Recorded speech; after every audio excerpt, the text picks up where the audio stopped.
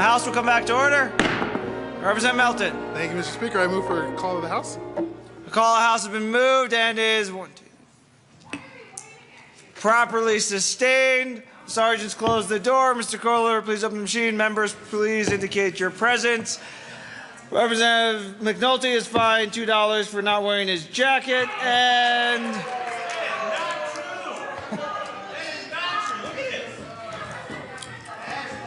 wearing it not wearing it well. Hey, look, not all of us can be. as a former speaker, you know you get to interpret the rules. So That seems highly unfair. members, press the buttons to indicate your presence. And Mr. Kohler, Speaker differ. in Scottish brogue, call the names of those who are missing. Somebody's throwing money at me. Oh, aye. Representatives Buckner, Conte, Coram, Court, Del Grosso, Duran, Everett, Exum, Fisher, Foot, Garcia, Gardner, Hamner, Hullinghorst, Hullinghorst, Landgraf, Lebsock, May, McCann, McLaughlin, Ron will be handed the goat. McNulty, Melton,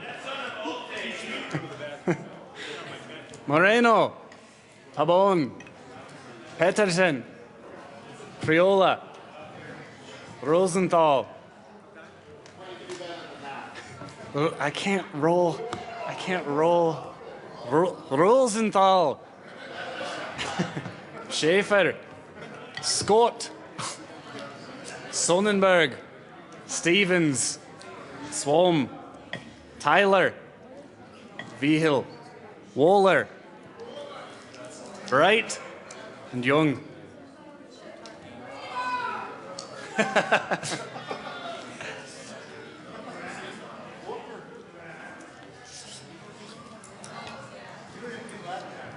I've already done that once. That was the other day, but that was where I was going next. So thank you for reading my mind, Representative Foote. He did that too. Reverse. That's okay.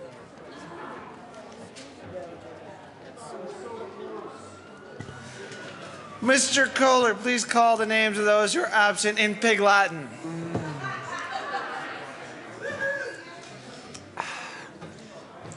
Auntie K, Orem K, El Grosso Day.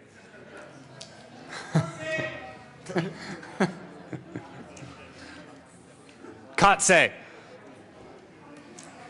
Representative Kotse. Scott.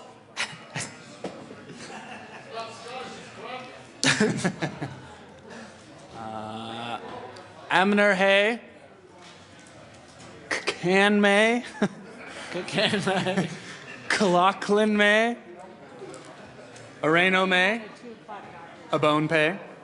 Conti had a 2 o'clock doctor's appointment that she talked to the majority leader and minority leader. That's right. Perfect. Thank you.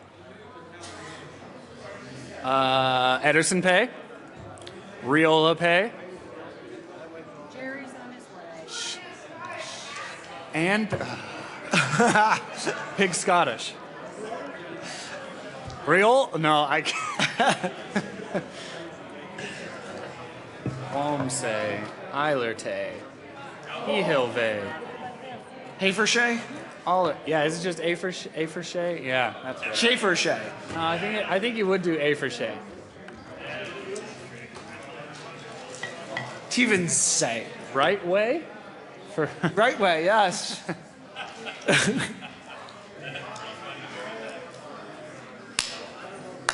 Arthur Gay and Right Way are here.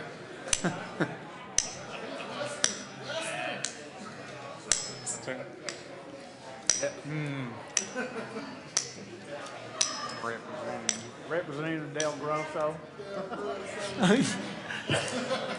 Do it in Spanish.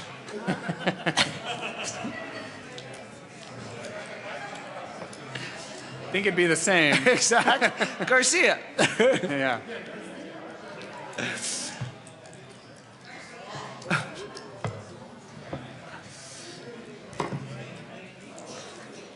Representatives Tyler, Behill, Waller, Swan, Wee Dog, Representative Stevens.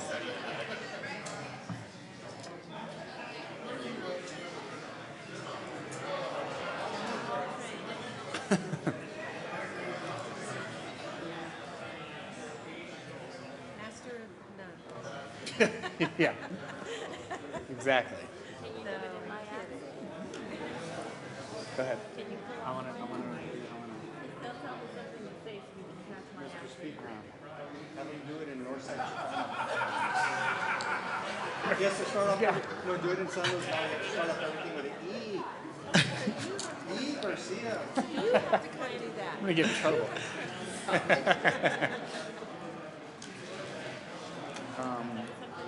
Well, say their names. Say their names.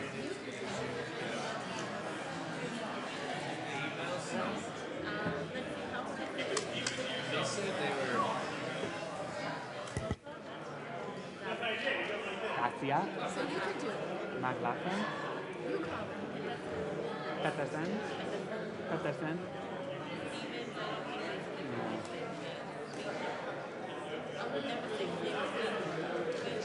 Vijay.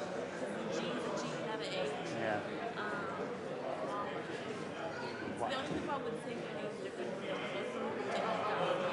Peterson. Peterson. And then McLaughlin isn't that different, but then also Garcia is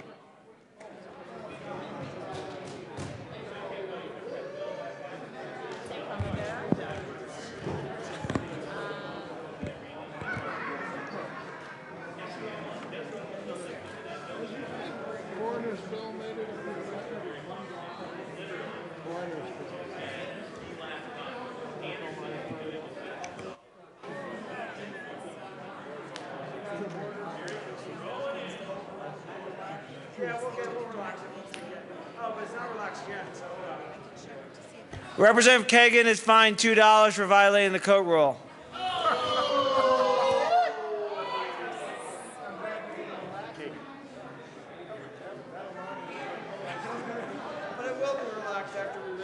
Get him, Daddy.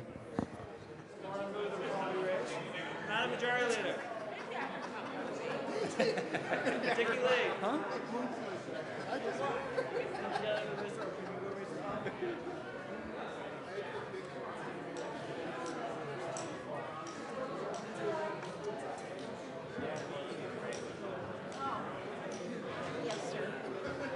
Madam Majority Leader.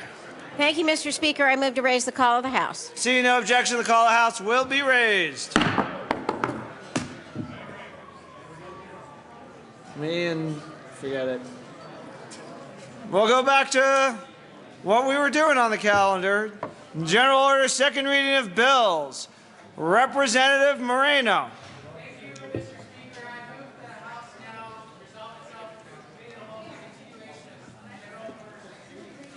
You've heard the motion, seeing no objection, and the court rule is relaxed, at least for now. The House resolves itself in the committee of the whole for consideration of general orders. Representative Moreno will take the chair.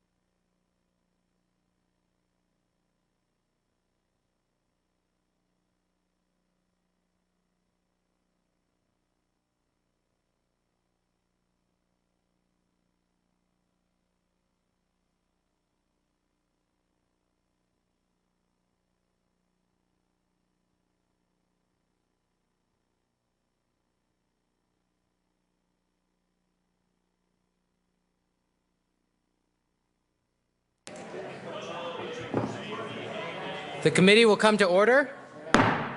With your unanimous consent, the bills will be read by title unless there is request for reading a bill at length. Committee amendments will not be read unless requested, as they are printed in your bill folders. Floor amendments will be shown on the screen and on your iPads and not read unless requested. Bills will be laid over upon motion of the majority leader. The coat rule is relaxed. Mr. Kohler, please read the title to Senate Bill 158. Senate Bill 158 by Senator Stedman Jones, also Representative Hollinghorst, concerning the harmonization of statutory recall election provisions with recall provisions of the state constitution, reflect the manner in which contemporary elections are conducted in connection with aligning circulator regulation and petition requirements with initiative and referendum circulator and petition requirements. Madam Majority Leader. Thank you, Mr. Chair. I renew my motion to pass Senate Bill 158 as amended. Representative Dorr. Thank you, Mr. Chair. Members, we, I think, had a pretty good dialogue on the legislation, amendments pertaining to the legislation over the better part of this morning. While the concerns were placed out, I don't know if the concerns were addressed. I mean, it is an interesting fact that we are dealing with here in this piece of legislation where while we're saying they're small tweaks to statutory language, they are really big changes to the Constitution. And these aren't trivial changes. These are changes which will affect elections in Colorado, in particular elections that are under the category of recall. And it's concerning still that Election Day will be considered the day that the election is held, while the election starts, though, on the day that the ballots are mailed. And I want to turn you to the court case that really, I think, brought this up, where the court addressed the issues that we are debating here today. And the part in particular in the language that Judge Garrity out of Denver, the district court judge who ruled on this case, said that, but constitutional mandates, and I quote, cannot be ignored because inertia, nor can a constitutional mandate be ignored because it is supposedly archaic. I think it's an interesting argument over a beer, perhaps, about whether Article 21 could even have been effectively carried out in 1912. But that's not the issue before me either. If Article 21 stands in the way of what legislatures consider an effective way to conduct elections, and this is the key part to this decision, he says, the remedy is to repeal Article 21 and amend Article 21, but not to pretend it doesn't exist. And amending that article would require an amendment to the people of Colorado to say, should we or shouldn't we repeal this article to allow for, and then the changes that are being argued today could be submitted. That's the process. That's the constitutional process of which we down here have taken an oath to swear to protect. And not doing that, but taking a route that says we're just going to tweak it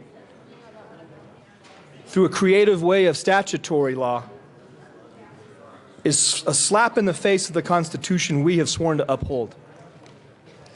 And because of that, I ask for a no vote on this legislation. There's a better way to do this. Let's put it through the proper process and run an amendment to the Constitution for the people of Colorado to have a vote on. Further discussion on Senate Bill 158. Mr. Minority Leader. Thank you, Mr. Chair. And Madam Majority Leader, I guess I was just reading through here in an amendment that was put on in the Senate, which talks about fully adjudicated means to have been decided by a final judgment by a court of competent jurisdiction and from which there can be no appeal. So the way I read that, maybe I'm wrong, if there is a recall election and somebody wants to take that to court, could they basically tie up a recall election in court for a couple of years? So basically the person being recalled would end up actually stay in office until this goes through multiple years of litigation? Or is there a way that we could speed the process up, or what was the process behind that Senate amendment? Madam Majority Leader. Thank you, Mr. Chair and Mr. Minority Leader. I believe that the amendment did exactly the opposite of what you said. Is this provision is designed to ensure that once the final court has ruled on this relative to recall elections, it shall be considered fully adjudicated. So that means that the litigation can't go on for years and years and years, and that's a very important principle when election laws, particularly those that go to an election, are adjudicated. That you cut off further appeal at the time it's gone through the full court process, and that's my understanding of it. Is that right? Is there further discussion on Senate Bill 158? Seeing none, the question before us is the passage of Senate Bill 158. All those in favor say aye. Aye! Opposed, no. No! Senate Bill 158 passes.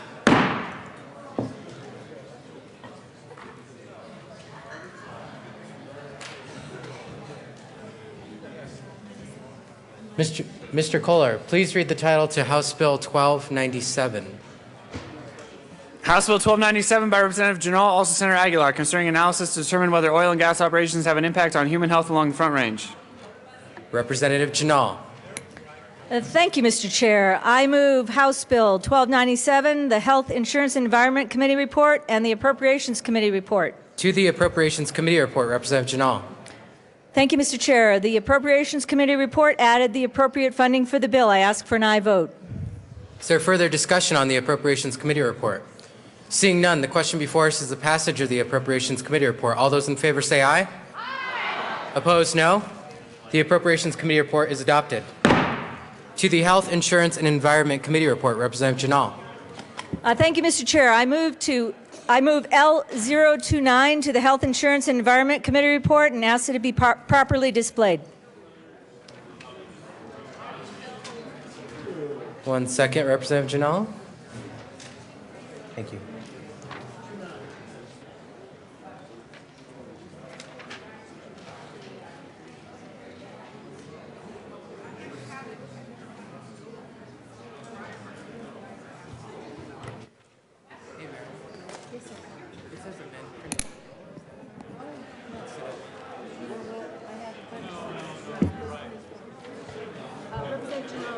Representative Janal, this doesn't amend the health. The committee will stand in a brief recess.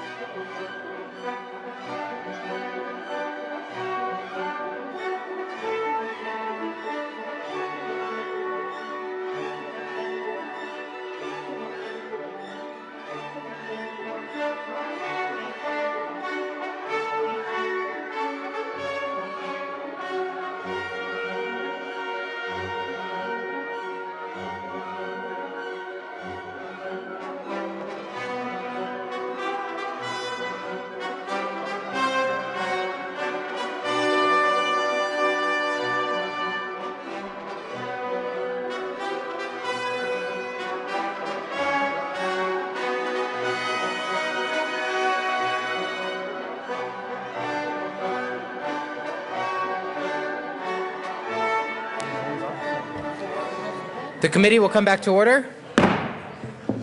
Madam Majority Leader. Thank you, Mr. Chair. I move to lay over House Bill 1297 as amended, one bill. There's 23. Seeing no objection, the House Bill 1297 will be laid over as requested by the Majority Leader. Mr. Kohler, please read the title to House Bill 1304.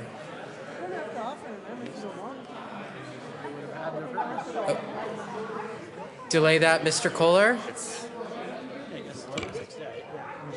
Dan, can you lay over 1304? Okay. This is ultimate chaos down here. Mr. Assistant Majority Leader. Thank you, Mr. Chair. I move to lay over House Bill 1304 to the end of the calendar.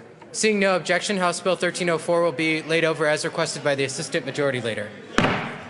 Mr. Kohler, please read the title to House Bill 1287. House Bill 1287, Representative Young, also Senators Nicholson and Lambert, concerning the use of monies in the Public School Capital Construction Assistance Fund to provide emergency financial assistance to public school facilities that are damaged in a declared disaster emergency. Representative Young. Thank you, Mr. Chair. I move House Bill 1287 and the committee report from Education. To the Education Committee report, Representative Young. Thank you, Mr. Chair. The Education Committee basically made the language a little more permissive for the BEST board. Instead of making it a shall, they made it a may, and changed some of the timelines in the bill. I asked for an aye vote on the Education Committee report. Is there further discussion on the Education Committee report? Seeing none, the question before us is the passage of the Education Committee report. All those in favor say aye. Aye. Opposed, no. The Education Committee report is adopted. To the bill, Representative Young. Thank you, Mr. Chair. The bill is a bill from the Flood Committee. You can see the bipartisan support. Essentially, what we're trying to do is give the schools some priority when there is damage. And this isn't just in floods. This would be in any event, declared natural disaster, that there would be some money set aside from the marijuana cash funds monies, and that there would be some priority given. I think it's a great bill to support our schools, and I ask for an aye vote. Representative Holbert. Members, settle in. We're going to have a lot of debate here. Good bill, vote yes. Representative Giroux. Thank you, Mr. Chair. And this is a legitimate, real question. Representative Young, so I understand the point of the bill. Are you still going to maintain the BEST program in that it's for rural schools? I mean, if something happens and it's a larger metropolitan area, are they going to be getting BEST dollars over the rural schools? Representative Young. Thank you, Mr. Chair and Representative Giroux. The intent of the bill with the change coming out of Education Committee is to give the BEST board that discretion to make those decisions. They're basing that, I think, on health and safety. They'll means test. They'll do an assessment of the damage and really assess also the district's ability to utilize other revenue sources, including insurance and their own ability to raise money. So I think that we are trying to stay in line with the BEST board and their ability to do what's right under their rules. Representative Giroux.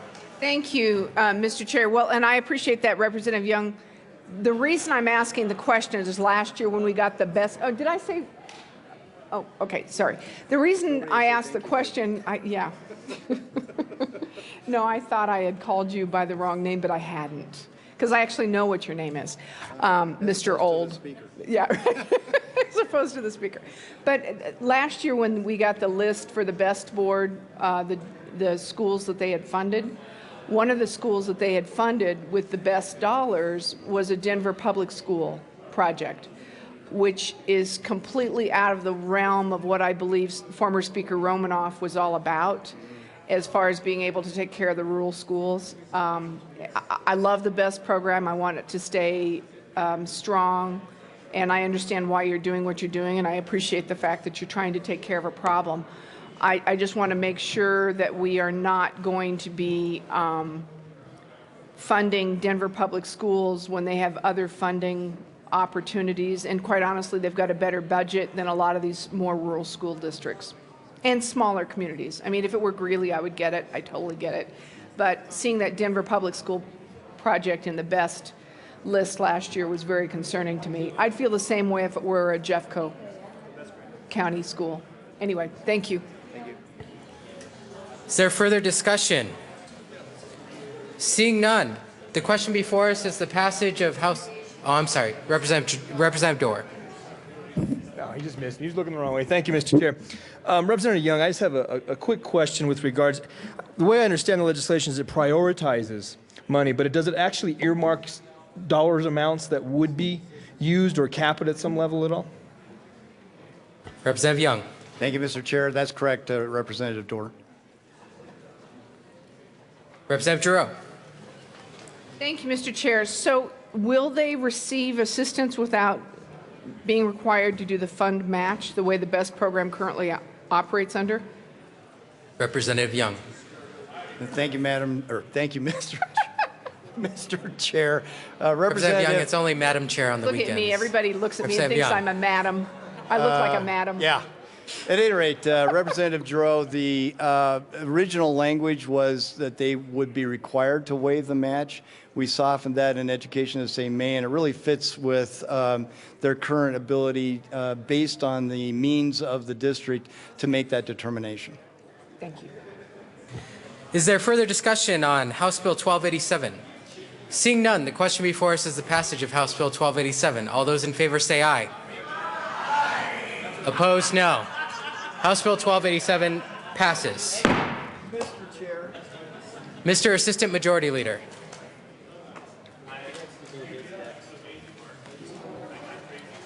Thank you, Mr. Chair. I move to lay over House Bill 1297 to the end of the calendar. Seeing no objection, House Bill 1297 will be laid over as requested by the Assistant Majority Leader. Mr. Kohler, please read the title to House Bill 1335. House Bill 1335 by Representative Moreno concerning campaign contribution limits that are applicable to candidate committees for candidates who are not affiliated with a major political party. Representative Moreno. Thank you, Mr. Chair. I move House Bill 1335 and the State Veterans and Military Affairs Committee report. To the State Affairs Committee report. Thank you, Mr. Chair. The State Affairs Committee adopted a pretty simple, really technical amendment just to make sure that it relates to the statute and that we make sure that minor party, unaffiliated, and write-in candidates would be eligible to accept the full $400 just like major party candidates. I ask for an aye vote. Question before us is the acceptance of the State Affairs Committee report. All those in favor, please say aye. Aye. Opposed? No. The ayes have it. Committee report passes. To the bill, Representative Moreno. Thank you, Mr. Chair. Members, House Bill 1335 is a very simple bill. Right now, we currently have a disparity in the contributions that certain candidates can accept when they are vying for the same political office. That is to say that under our current statute scheme, write-in, unaffiliated, and minor party candidates can only accept $200, half of what major party candidates like Democrats and Republicans can accept. So we have a basic favoritism in our statute that games the system in favor of major party candidates. It's incumbent on us to make sure that political elections, no matter which candidate is running for that office, that we all play by the same rules and that we establish a level playing field. With that, I ask for an aye vote on House Bill 1335. Is there any further discussion on House Bill 1335? Yes, Assistant Majority Leader Pabon. Thank you, Mr. Chair. And if I understand this correctly, this is a fairness bill. This is a bill that allows all parties to participate equally in their democracy. Although some may argue that this opens the floodgates of money into not major political parties, I disagree. I think this is simply saying that regardless of whether or not you're called a major party, you still have a major part in our democracy. And we want to make sure that we provide for that in our statutes to recognize that all parties are created equal. And I ask for an aye vote. Representative Melton. He was in the queue. All right. Well, thank you, Mr. Chair. And members, unfortunately, I'm going to ask for a no vote on House Bill 1335. I don't believe that this bill really does get to the heart of what the intent of the bill is. I definitely respect you, Representative Moreno, and your intentions on trying to bring fairness to the unaffiliated and the independent candidates. However, for those candidates who are part of a major party and actually do have a primary, this does establish a disadvantage because they are focusing those resources and those funds on their primary election, where they would then be at a disadvantage against a candidate who's unaffiliated and able to completely raise primary and general dollars towards a general election. And because of that, again, I respect what you're trying to do with this bill, but I do not believe that this is the correct vehicle for that intent. I ask for a no vote. For rebuttal, Representative Moreno. Thank you, Mr. Chair, and thank you, Representative Melton. I certainly respect your opinion on this bill. The reality is, though, that the legislature eliminated those advantages when in 2004 we eliminated any distinction on when you can accept contributions. We eliminated the distinction between primary and general election. So even if you didn't have a primary election as a Democrat or a Republican, you could still accept full $400. So it's incumbent on us to make sure that those folks that may not have a primary election, that are write-in or unaffiliated or minor party candidates, also have that same flexibility. Representante Rosenthal. Gracias, Mr. Chair. So I rise in opposition to House Bill 1335, and I fully appreciate the hard work that Representative Moreno is trying to do here to try to make sure that there's a level playing field, but that would make sense if unaffiliateds were a party. Unaffiliated means just that. They are not affiliated with a party. It's not like the independent party, which I don't even know if they actually exist in Colorado. So it's not like in other states where there's actually something called the independent party. This is not, this would be supporting candidates who are not affiliated with a party. They don't have to worry about, as Representative Melton said, a primary. And so this actually creates a disadvantage for people running from a major party. So I strongly oppose this bill. Thank you, Mr. Chair. Representative Giroux. Thank you, Mr. Chair. Actually, you know, I haven't really even read this bill, and I hadn't heard it before you guys started talking down here, but just the fact that you guys are fighting amongst yourselves over there, I just really love that. And I just, if I could have just one clarification, because I thought that was our job. But so I love the fact that you guys are fighting. This is wonderful. Could you explain to me what a contribution is? And I guess I've never gotten one, so I really don't even know how that works. And where can I go to get those? Representative Hobart, would you like to give Representative Giroux a contribution? No? Okay. Representative Hobart. Thank you, Mr. Chair. Members, this is a somewhat unusual scenario, dynamic here. I guess I want to thank Representative Melton for arguing against one of the bills from the majority and bringing me to the microphone to agree with Representative Moreno. I think he's exactly right. When this General Assembly acted to take away the limitation of the 200-200 for a candidate of a major party, whether or not we have a primary, those of us who have run before, we can take that $400 in one lump sum early in the year, whether or not we have a primary, whether we know we will have a primary, whether one happens later or not. And to put those candidates of minor party or unaffiliated status at a disadvantage of one half that contribution, that's just not right. So if we're going to say that this bill's a bad idea and we should kill this, and I'm just saying hypothetically, I support this bill, I'm going to be a yes vote. But if you're going to argue that, then I think we need to go back and put those limitations in for us and say that you can only take 200 before the primary and 200 after the primary if you're successful. If we're going to have the $400 at any one time opportunity, then so should everyone else that makes the ballot. I ask for an aye vote. Representative McLaughlin. Thank you, Mr. Chairman. Every now and then we certainly need to think about what happens outside in the real world. And let's just think about the headline that would flow from a defeat of this bill. The major political parties will not allow the independents to play on the same level playing field. They will not allow them to compete for the same amount of contributions. This is a good bill that Representative Moreno has bought, and I fully support it, and I ask everybody in this House to support it in the interest of fairness.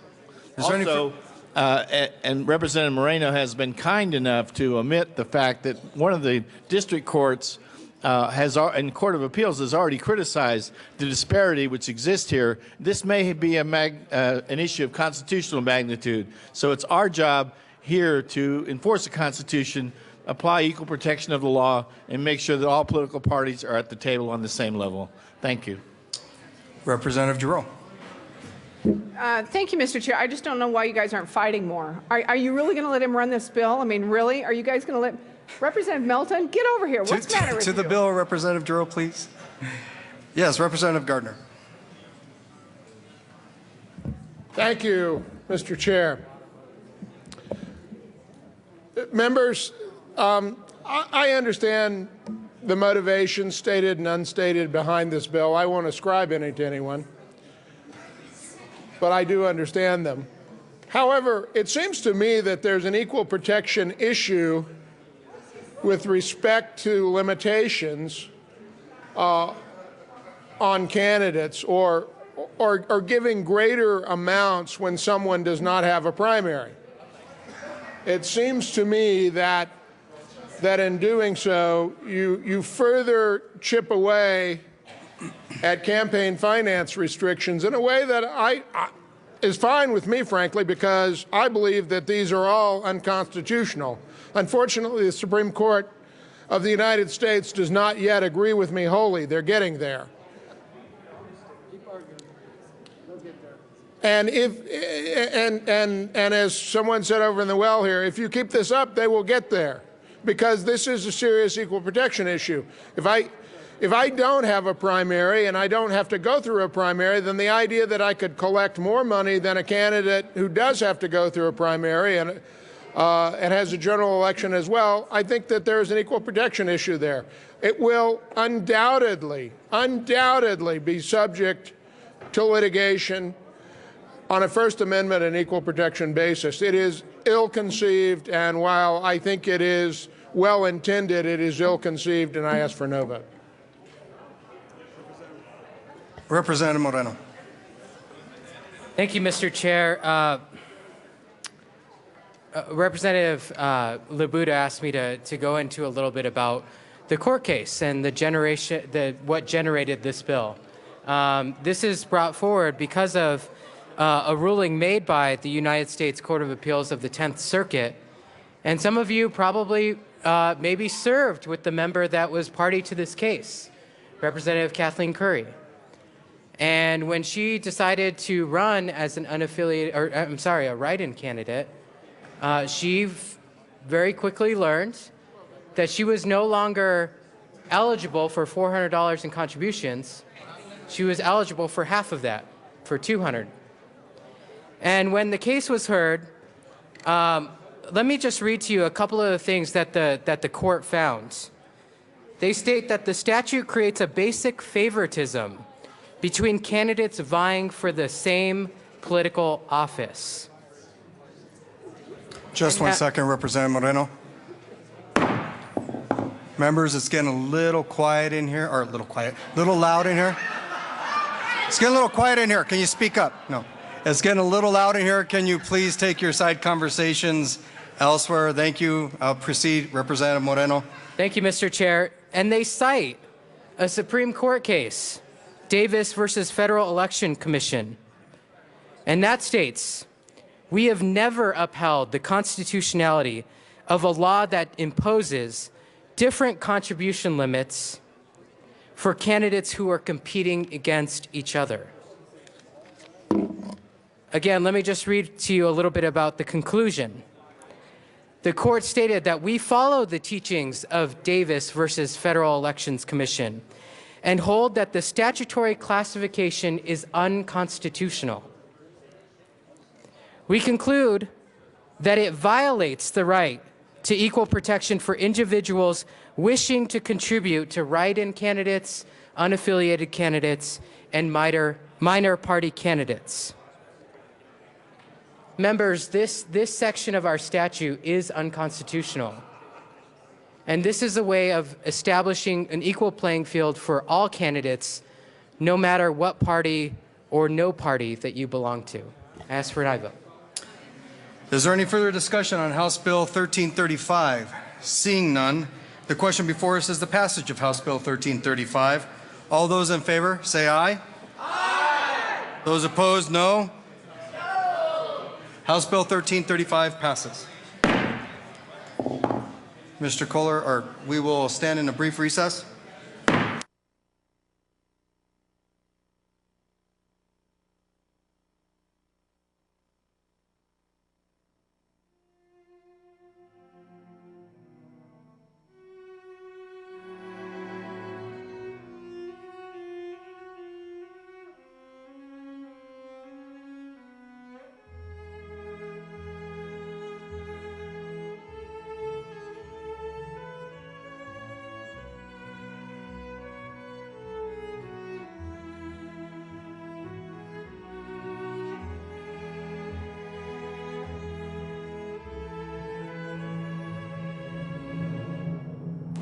Committee will come back to order.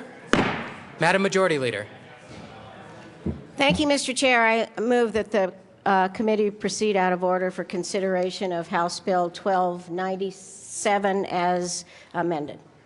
Seeing no objection, the committee will proceed out of order for consideration of House Bill 1297.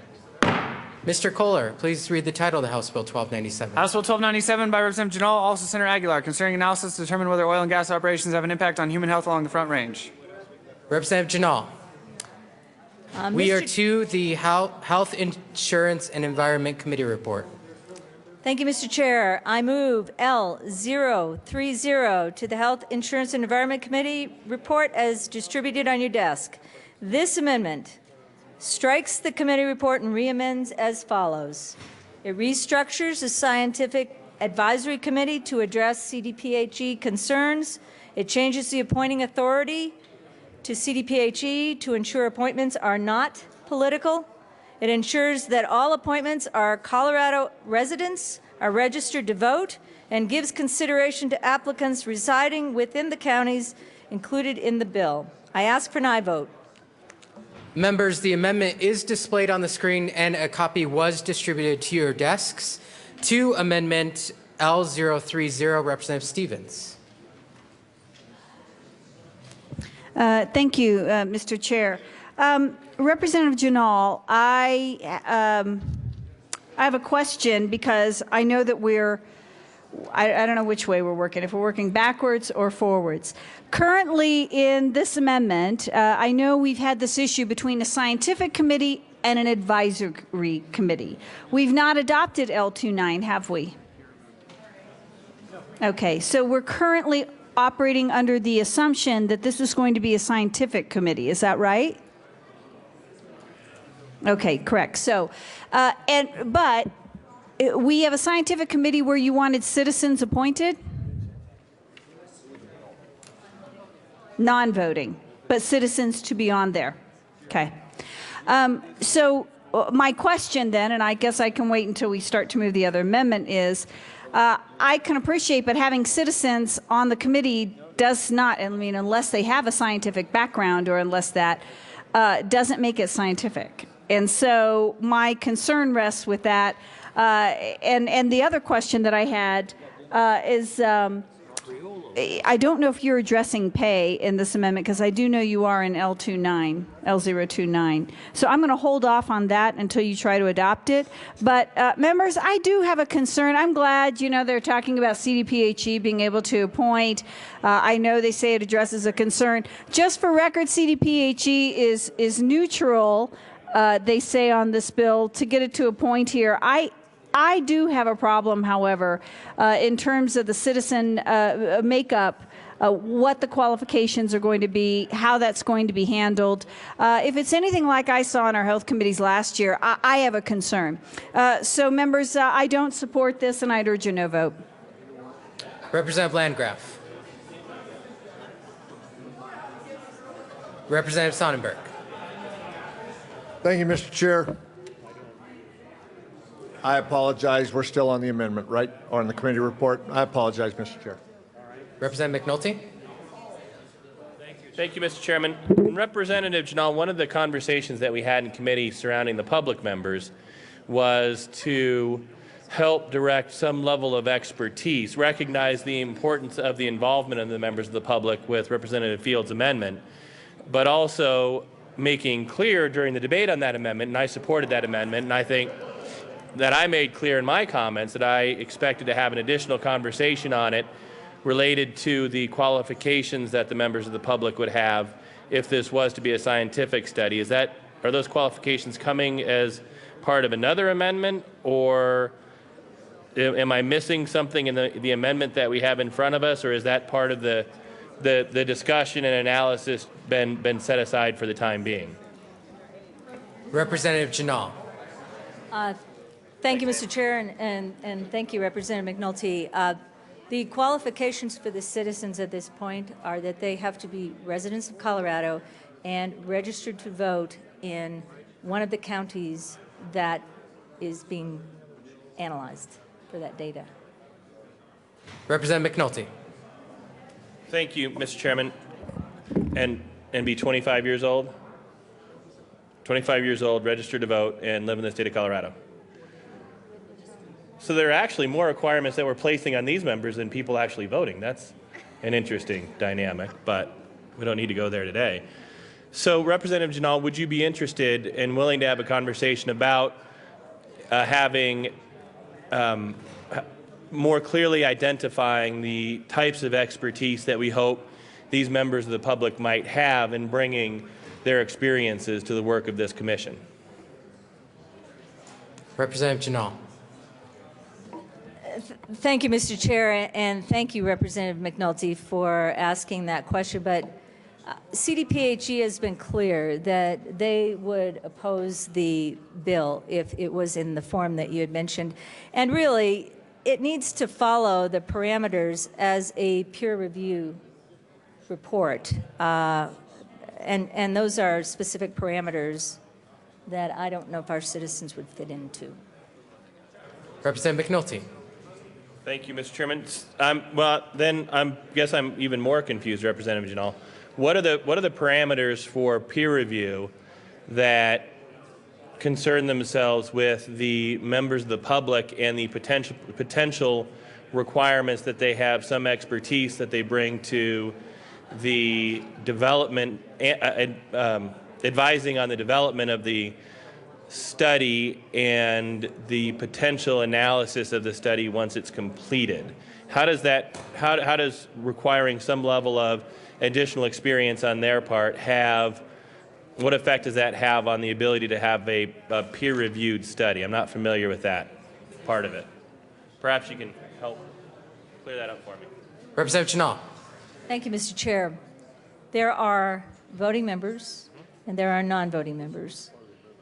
The voting members would be under the auspices of CDPHE, and there would be they would select the voting members, which are all within different scientific categories. The 7 members now that are non-voting members are citizens that are chosen from one of those counties that we are looking at in the analysis. Colorado residents, 25 or older, Plus, we also have a member of the Oil and Gas Committee in the state. We also have a member of someone from one of the conservation groups within the state. And we have an economist and a statistician as non-voting members. Does that clarify that? Representative McNulty. Thank you, Mr. Chairman. No, it doesn't. I'm interested to know, you had mentioned in a part of your answer before the need for this to be peer-reviewed, and that somehow, and the implication there was that somehow the requiring certain different types of expertise on the part of these members of the public might have some effect on the ability to have a peer-reviewed study, Representative Janal. That's the part that I'm attempting to clarify. So, Representative Singer. Thank you, Madam Chair. Thank you, Mr. Chair. You don't need to take I should again only on the weekends, Representative Singer. You have a gavel. Use it. Apparently, I've taken an early weekend here. My apologies, Mr. Chair. I think that one of the things that's being confused here is the fact that what we're talking about here are people that would round out this committee in a non-voting capacity to be able to have the insight and the input to be able to be simply citizens who are stakeholders in a process. And so I think that you may, I'm not going to say that, I think the point here is maybe being missed here, that they are not the ones guiding where the study will go. They are not the ones taking the critical votes. But these are people there to just make sure that there's oversight in the process. And so I hope that clarifies things, and this is a good amendment. Vote yes. Representative McNulty. Thank you, Mr. Chairman. Representative Singer, I do appreciate you taking a swipe at it. Unfortunately, you didn't get there. I appreciate the effort, though. It was a college try. The amendment itself says, in order to ensure the professional input of interested parties and to provide guidance, and I think that's an instructive and helpful statement, in that there's some implication there that the members of the public that are to be appointed, in addition to the other two members that are clearly articulated, should have some level of familiarity with what's going on here. And I think it would be helpful to more clearly identify what those experiences are, whether they be professional or social, what those experiences are that would be helpful in bringing to the construction and analysis of this survey. Representative Landgraf. Thank you, Mr. Chair. Thank you, Representative Landgraf. Please continue. You're welcome. Representative Janal, I do appreciate you bringing this and making some of the changes we talked about, but I have a question.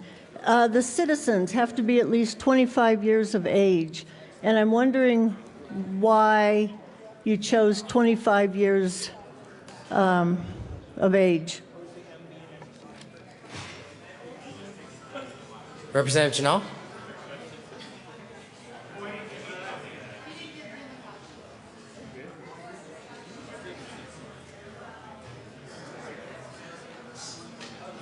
Thank you, Representative Landgraf. I just don't think that it's necessary to comment on the age. It's just the way it was decided. What age would you like them at?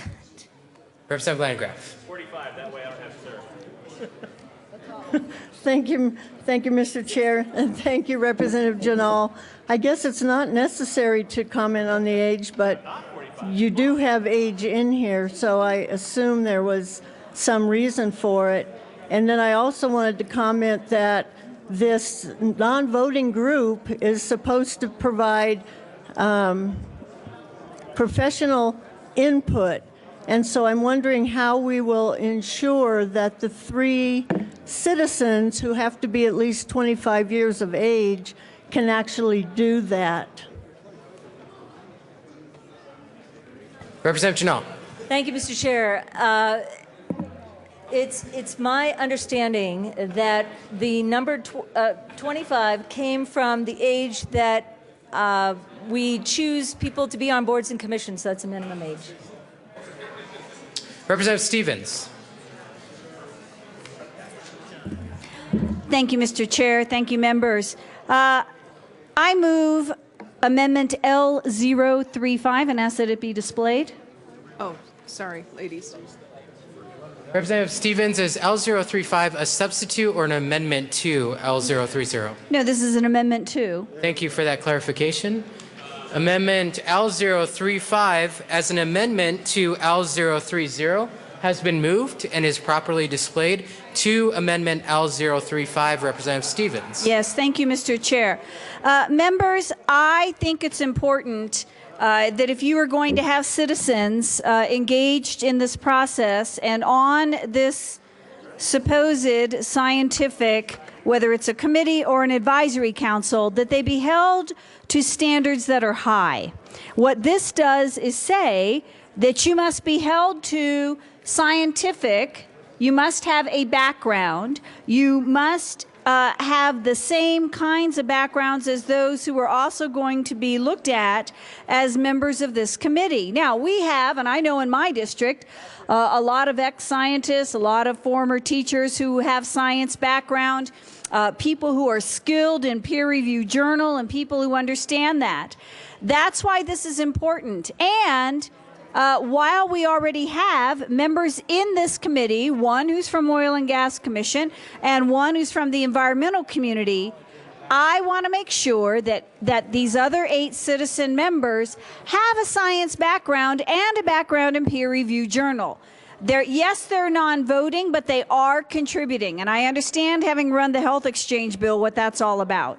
So members, I certainly encourage an aye vote on this. This raises the level of the commitment and of the people engaged in this process. And I certainly hope you'll join me in voting aye. Representative Stevens, I notice Representative Giroux is on this amendment. Does that mean an architect will serve on the committee? Representative Giroux. Why, thank you, Mr. Chair. What if you're inviting me, I appreciate it. As an architect, yeah, I would do this. Members, this is, if you really want to have good work come out of a committee or any effort, it's dependent upon the individuals that are serving. And if this is going to be science-based, let's make it science-based. So I ask for an aye vote. Originally, I was on this amendment just for fluff and for my good looks, but I really do ask for an aye vote. Representative Mitch Bush. Thank you, Mr. Chair. Thank you, representatives, for the amendment. I'm reading and rereading, and I'm not sure I get it, so let me ask a question. This amendment goes to lines 11 and 12 and says 8, but the area that we've been discussing is the 7-person non-voting member committee, not the 8-person scientific peer review committee. So I'm just confused about which committee it is. Representative Giroux. Thank you, Mr. Chair. What we're doing is we are making that citizen committee on page. Has to be on the same standard. Right. If you look at your L030, at the very bottom where you've got line 30, 31. And yes, that we're making the individuals that are the appointed individuals, the non-voting, at the same level of understanding and expertise as the voting. Okay. Representative Salazar. Thank you, Mr. Chair. So it's my understanding that this amendment, if I get it right, this amendment here removes the language who meet the criteria specified in paragraph B of this subsection 4. That's what you're looking to remove. So if we look at paragraph B of subsection 4, it talks about the qualifications of those being appointed. And as it says in the original bill, it says, aside from the chair of the committee, at least 2 appointees to the committee must be physicians. And the remaining appointees must have demonstrated expertise and at least a master's or doctoral degree, right? In one of the few, okay. And it says, in following scientific or health-related fields. public health, environmental health, epidemiology, toxicology, or behavioral or social science. So I'm wondering, if you're talking about wanting to have a scientific study, then why are you striking out the language that talks about the qualifications of those who are supposed to be doing the scientific study? Can you answer me that one? Representative Giroux. Thank you, Mr. Chair. We're not. Representative Salazar. Okay, so, all right, so then just to go over it again, it says, strike lines 11 and 12 and substitute 8 voting members, the On 30. executive director. On 30, right, I get that. But on 30, it says what you're looking to strike out is who meet the criteria specified in paragraph B of this subsection 4. That's what you're looking to strike out. No, Representative Stevens. Yes, thank you. So you're striking and keeping the 8 voting members, the executive director shall. By striking out 30 to 32, you've kept now everybody in this criteria. So, in other words, your other members have to meet, as you pointed out aptly, the same kind of criteria, whether they're in behavioral science, whether they possess a master's, whether they possess a PhD. And we can all have our drafter, because this is who we've gone through this now 3 times with him. And what he said is, by striking lines 30 to 32, what you did is move everybody up into this. So your citizens have to have, a master's or PhD or haven't been engaged in the science fields or behavioral science.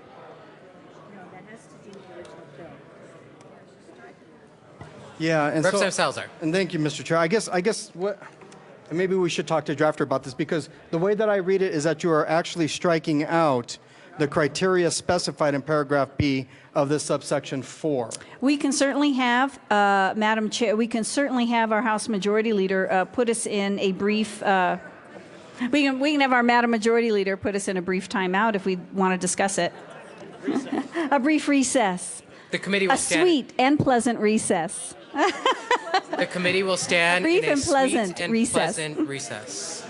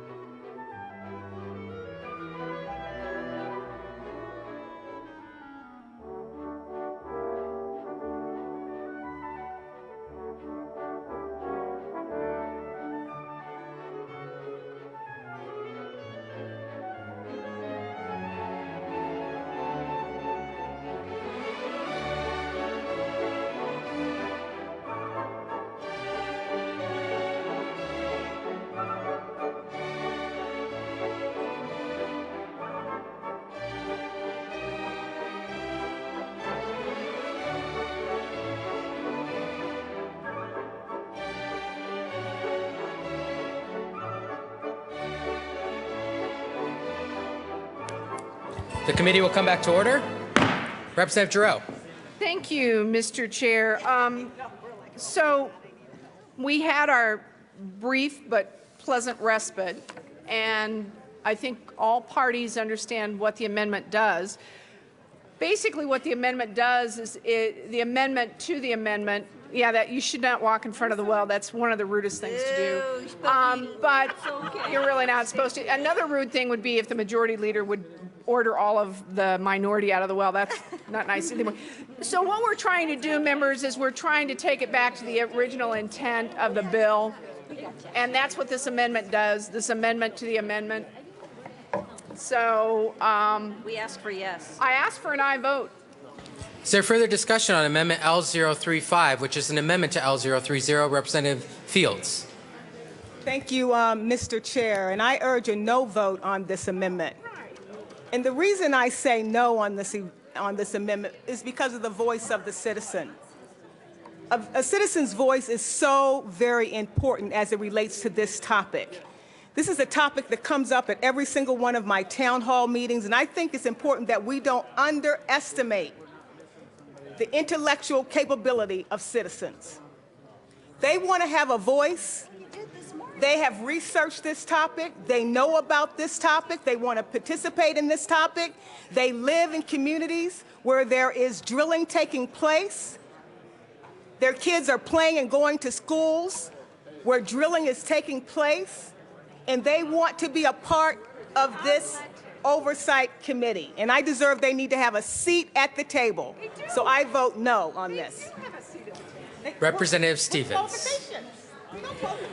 Thank you, thank you. I'm just so glad we just can't have the citizens think when it comes to recall elections, but by gosh, we got to have them here at this one, right? So listen, what we're trying to do is say this.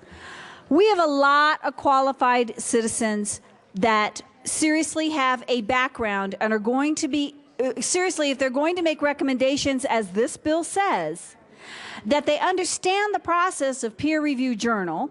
You're going to be combing not only a lot of material, but you are going to have discussions along these lines. Every one of us has people with science backgrounds, with backgrounds of a master's or PhD, who are contributors in this. They're not voting, but they are contributing. Now, I think the reason why this is so very, very important is which we're going to see in a later amendment here, is that oversight and/or advisory advises. Okay, and frankly, I've got tons of people in my area who'd love to be on this, whose kids go to school and work and play and understand this issue. So friends, I would encourage and I vote on this. It's too important. The discussion's too important, and I think that you have got to have people who understand the discussion right out of the gate as to what's going on. Representative Giroux. Thank you, Mr. Chair. Members, what we're trying to do, and this is the second time this afternoon that we've seen arguments, the majority fighting against itself. What we're trying to do is we're supporting what the sponsor was originally trying to do with the intent of the bill. We're supporting the sponsor. And I'm sorry that the sponsor doesn't have all the support of her caucus, but the point of it is that she had it right when you are trying to look at an industry that is so important in the state of Colorado, so much a huge important part of the economy, that you have fair and just consideration on this committee. That's all we're trying to do, is have fair and just consideration, which is, I believe, what the intent of the sponsor was when the bill was originally drafted. I think the people of Colorado deserve that type of fair and considered and educated background and experience on a committee like this. I don't think it's going to be that difficult. My goodness, we've got an oil and gas industry that's a huge part of Colorado. I think you're going to be able to find a lot of people that comply with this. And it was in no way meant to keep anybody off the committee. Quite honestly, the way this thing is written, I wouldn't be able to serve on the committee, and I'm just fine with that because I would rather have someone that understands the industry, understands the sciences better than I do. I asked for an aye vote. We're trying to make this bill better. We aren't trying, there's nothing going on here. We're trying to protect the integrity of the sponsor. I asked for an aye vote. Is there further discussion on Amendment L035? Representative Janal. Thank you, Mr. Chair, and thank you all for your intent, but this really needs to follow the parameters that are set forth in regards to a scientific peer-reviewed analysis, and I ask for no vote. Representative Jerome. Thank you, Mr. Chair. And actually, Representative Janal, I'm kind of surprised by that because as one of this body that has certainly more education than I do, one of the things that I have heard the bill sponsor talk about is evidence-based, how everything needs to be evidence-based. And that's what we're trying to do here. This is evidence-based. We're trying to make this better. We're trying to actually look at the study in an approach with an analysis that would be evidence-based. And the fact that the majority would not want a scientific evidence-based study done is concerning to me. I ask for an aye vote. Is there further discussion on Amendment L035? Mr. Minority Leader. Thank you, Mr. Chair. And members, in case you didn't realize, there are over 110,000 people that are employed in the oil and gas industry, 110,000 Colorado citizens that are employed directly by this industry. And potentially we're going to run a study that could have adverse effects on this industry and could potentially harm the effects of those 110,000 jobs. I think we owe it to those 110,000 Coloradoans that are employed by this industry to at least say that if we're going to have people that are on a panel to decide on how we should form this study and drive this bus, they should at least have some kind of knowledge in how the system works. And that is simply what this amendment does. Let's say yes to those 110,000 people that are employed by this industry. Let's stand up for a little protections for them, and I urge an aye vote on this amendment. Further discussion on Amendment L035? Seeing none, the question before us is the passage of Amendment L035. All those in favor say aye. Aye! Opposed, no. No! Amendment L035 is lost. We are to Amendment L030. Representative Stevens. Thank you, Mr. Chair. Mr. Chair, I move L036 and ask that it be shown on the screen, and it is an amendment to L30. Thank you, Representative Stevens. Amendment L036 has been moved and is displayed. It is an amendment to Amendment L030. Please proceed, Representative Stevens. Yes, thank you, Mr. Chair. Members, listen, I was on the Health Committee last year. I'm on Public Health this year. I was on the Health Committee this year. And I think I told you about, moms who just care and people that travel from city to city and they're crying and it's about this. And basically they all know each other and they high-five each other from meeting to meeting. What I want to make sure, if you are going to have citizens on this, that you do not have and have not been engaged in this fracking debate, pro or con. You must be neutral. We have non-biased or non-biased members here that work with us here at the legislature. We hire them. They do work pro and con. Friends, we need unbiased people on this commission. It is just too important. So, members, I urge an aye vote because, frankly, I've seen far too much bias under the name of citizenry who show up and basically they go city to city, just to get the oil and gas industry, out of their jobs. We've got 110,000 jobs at stake here, and we've got mineral lease. We've got money here on the table that helps the state. Listen, we need unbiased people at the table. Representative Giroux. Thank you, Mr. Chair. One of the members was just telling me that this is ridiculous. I need to remind the body that nothing we do down here is ridiculous.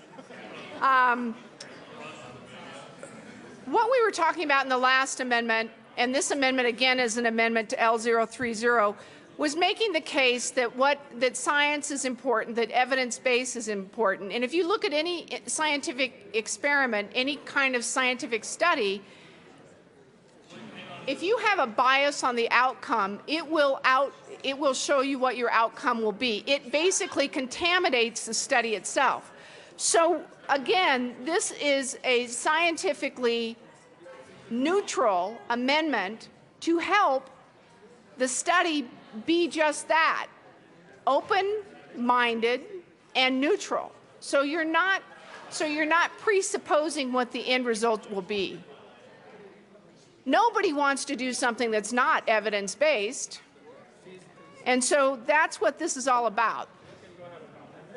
And what I would hope that the bill sponsor would understand is that, like her, I believe in science. In fact, I've said that in the well before. And I believe in evidence-based. I would hope that she understands that what we're trying to do is make sure that this is evidence-based and that there is not a bias that comes into the study that contaminates the outcome. So and Representative Salazar just told me that it was an irony, and I'm not sure how he means that, if maybe you all do want to contaminate the outcome. I'm just looking for a little neutrality here. I ask for an aye vote on this amendment. Representative McCann. Thank you, Mr. Chair. I just need to remind everyone that we're talking about non-voting citizens who are, and this is an advisory group in the first place, so even the voting members are advisory. And the CDPHE is going to do the study. These folks are not doing the study. They are simply serving as in an advisory capacity.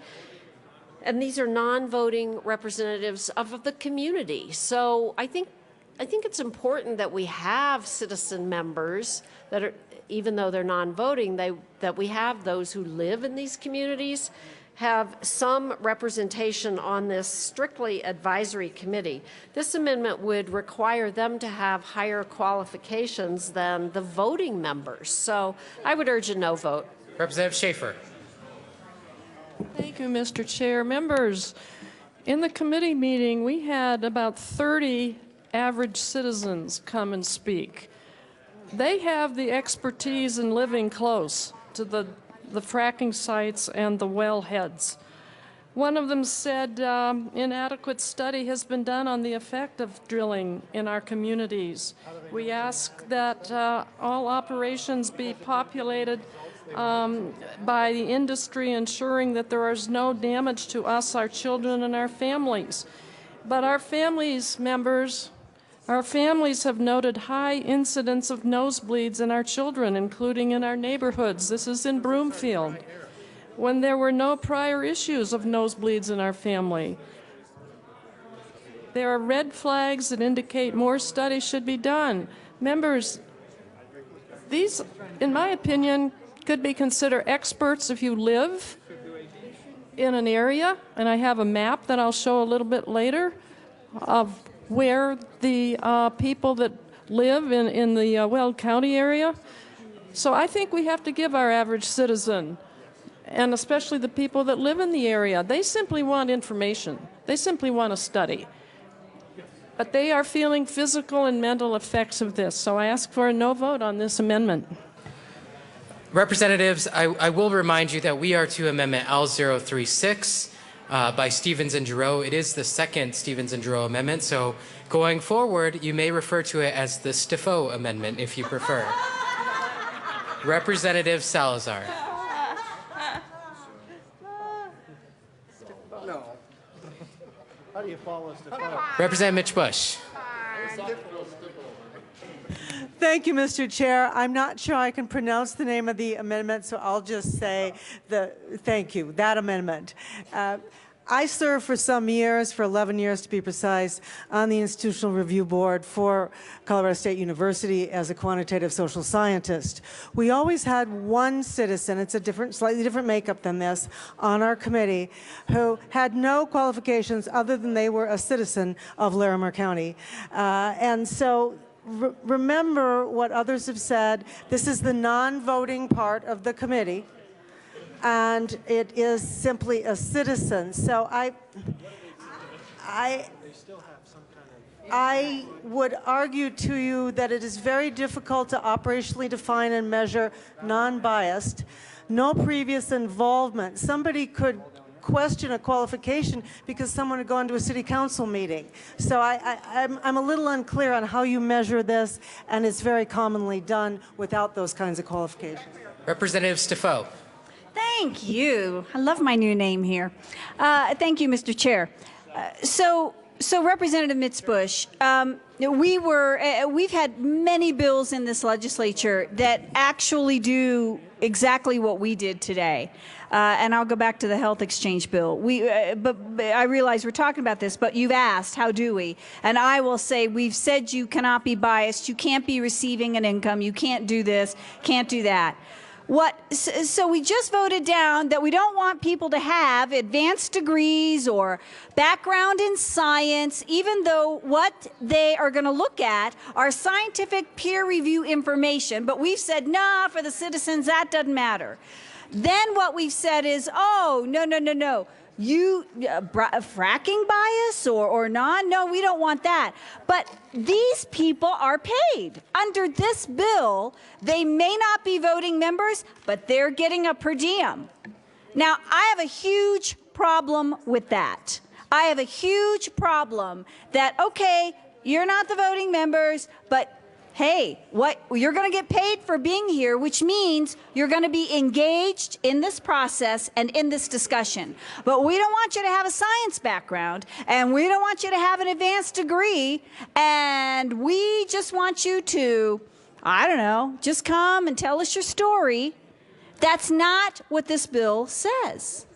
What this bill is looking at is scientific information. And if you are going to stay on the issue of scientific information, God, this is like a bad dream. I think I was on some sex ed bill last year. We had this discussion. We don't want expertise. We don't want people with a background.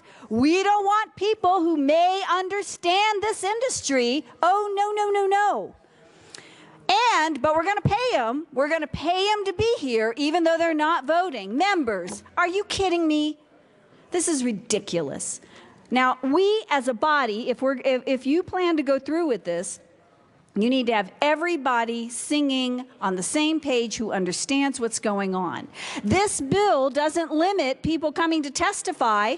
As a mother or a member of the community, people can come and show up and share their story. But if you're going to have a discussion around 110,000 jobs in this state, don't you think that the people who are getting paid to be here, and God knows now they can't be biased. I'd like them to be unbiased.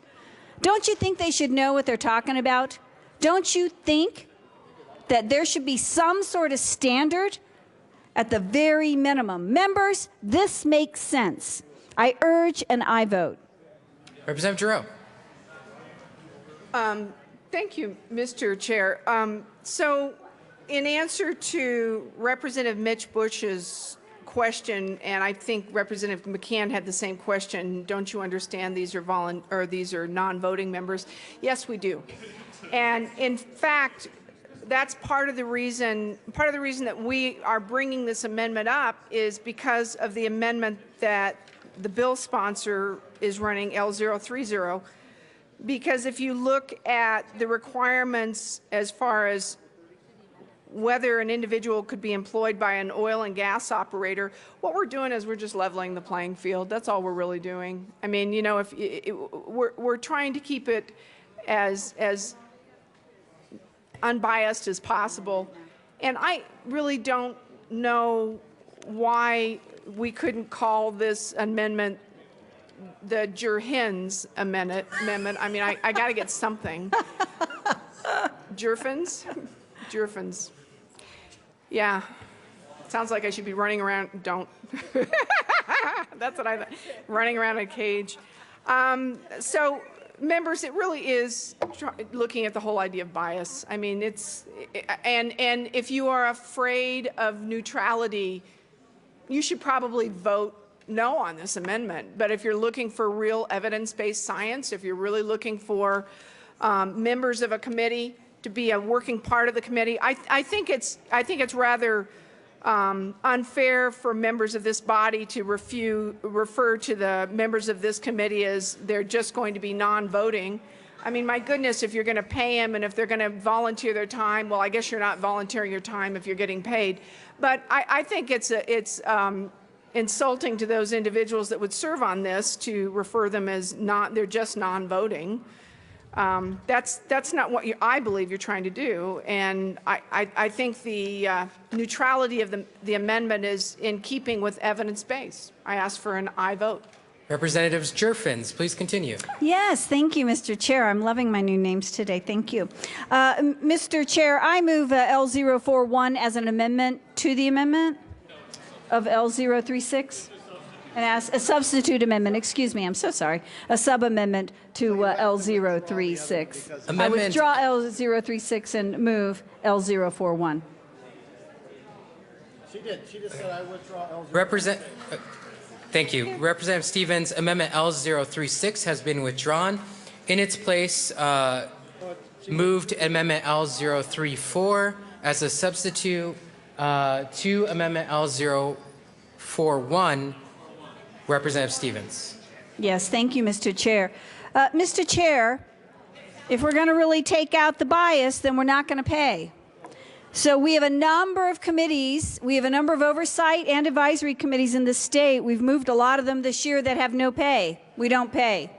So if you're a citizen, you can be on this committee, but you're not going to get paid. You have quite a bit of influence on this committee. You're non-voting, but you have a voice at the table.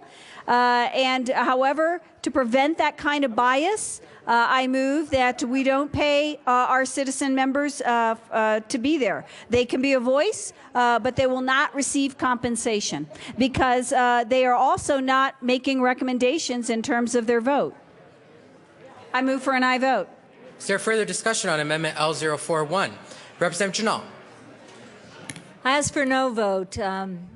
This committee will only meet once a month, if that, and I think that most people should be reimbursed. So I ask for no vote. Representative Stevens. Thank you. Representative Janal, the fact they meet once a month does say we've got a lot of committees that meet more than that.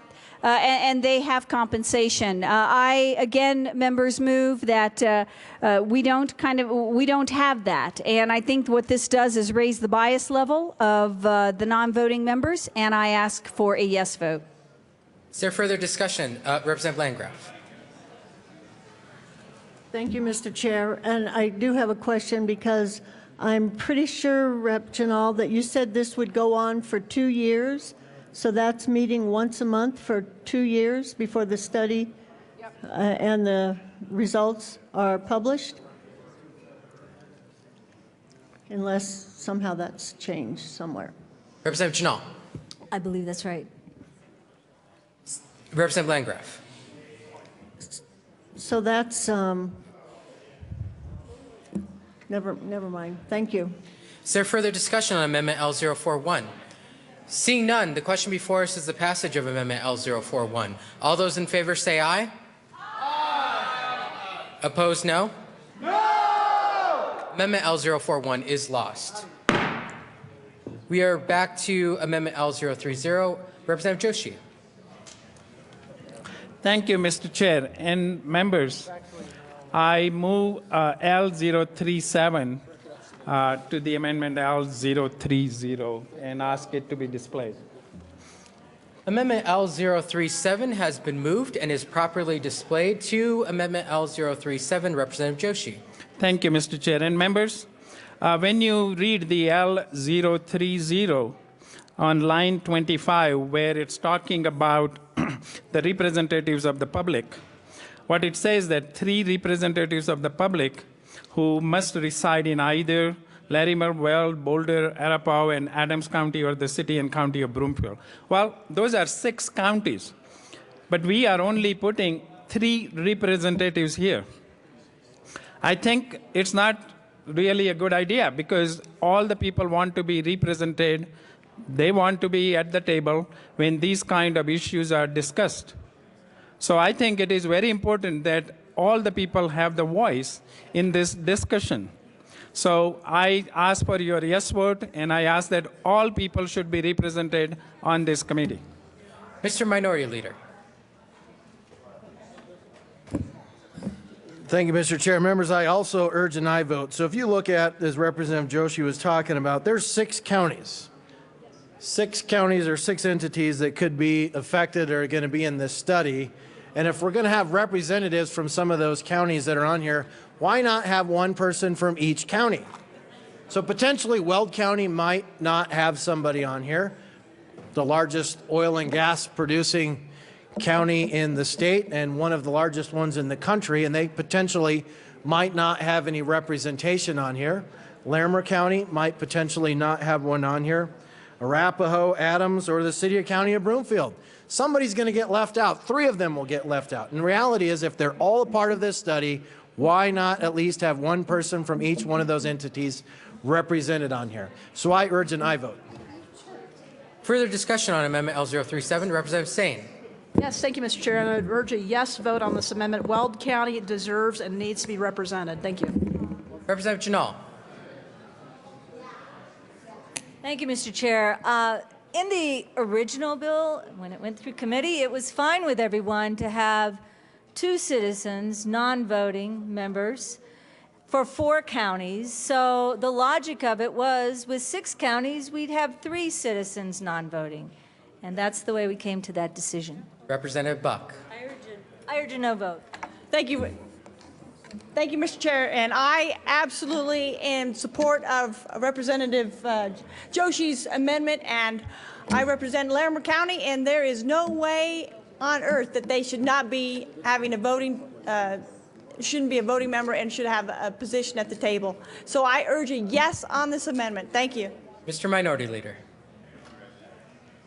Thank you, Mr. Chair. Well, Representative Janal, this is not that original committee. This is a whole new committee now, and so we're arguing whether or not there should be equal representation from each one of those counties. And we both reside in Larimer County, and I guess I'm trying to think why your argument is against potentially Larimer County not being represented on this commission, and why you think we don't need to have equal representation. We heard that, no, I don't want it, but you really didn't give an explanation as to why you don't want it and why you think that the county that you live in should not be represented. Now, I understand we all like our bills and we like to pretend that they're perfect and we don't want to amend them in any way, shape, or form. But I guess I'm trying to figure out why you think your county and our county should not potentially have any representation on this board. Is there further discussion on Amendment L037? Representative Janal.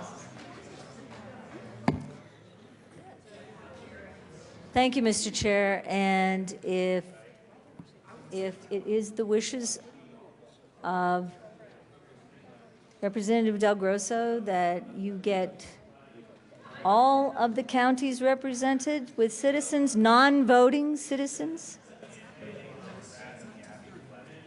I'll go with that. I ask for an aye vote. Is there further discussion on Amendment L037? Seeing none, the question before us is the passage of Amendment L037. All those in favor say aye. Aye. Opposed, no. Amendment L037 is adopted. We are to Amendment L030. Is there further discussion on Amendment L030? Representative Humphrey. Thank you, Mr. Chair. Members, I would like to move, so you can get a look at this, L040. Ask that it be properly displayed. I move L040. Amendment L040 has been moved and is properly displayed to L040. Representative Humphrey. What this amendment does, Mr. Chair, is simply removes the language and the presumption that anyone who works or is employed by an oil or gas operator is too biased to be a voting member, and I ask for an aye vote. Is there further discussion on Amendment L040? Representative Janal. Thank you, Mr. Chair. I oppose this amendment. Further discussion on Amendment L040? Seeing none, the question before us is the passage of Amendment L040. All those in favor say aye. Aye. Opposed, no? No. L040 is lost. To Amendment L030, is there further discussion? Representative Humphrey. Thank you, Mr. Chair. I move L039 and ask that it be properly displayed. This amendment simply adds, if we're going to say that someone who is employed by an oil and gas operator has a bias and that could affect the outcomes of the study, let's add in operator of any alternative energy industry, biofuel industry, environmental organization, or anti-oil and gas organization, because there can be a bias in the opposite direction, and I think in the interest of fairness, this is a good amendment. To Amendment L039, Representative Janal. Thank you, Mr. Chair, and I oppose this amendment. Ask for no vote because it's beyond the scope of this this bill and this amendment. Mr. Minority Leader. Thank you, Mr. Chair. I guess I'm kind of confused. We're talking about who can't be on here in the amendment, and we talk about an oil and gas operator, and that somehow fits under the bill. But when we try to say here's some other people that shouldn't be able to serve on there as well, that makes absolutely no sense when we try to argue that. So if you're trying to say that somebody could be biased by being on here that somehow works for an oil and gas operator, okay, I'll give you that they might be biased some way. But you also have to say that if somebody works for an environmental organization or an anti-oil and gas organization, they also could be biased in the opposite direction. So in a fairness issue, if you're going to say, well, you can't be on one side, but it's okay to be on the other side, I think we have to be able to cut it both ways and say, look, this is truly an unbiased panel that we're putting people on here. They need to make sure that both sides of this argument are not employed by either one of these organizations. So I urge an aye vote. Is there further discussion on Amendment L039? Seeing none, the question before us is the passage of Amendment L039. All those in favor say aye. Aye. Opposed, no?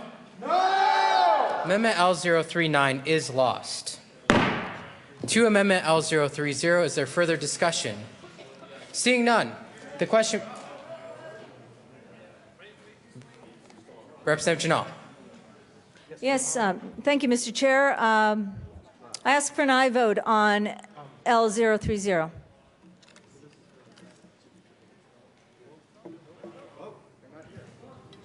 Is there further discussion on Amendment L030?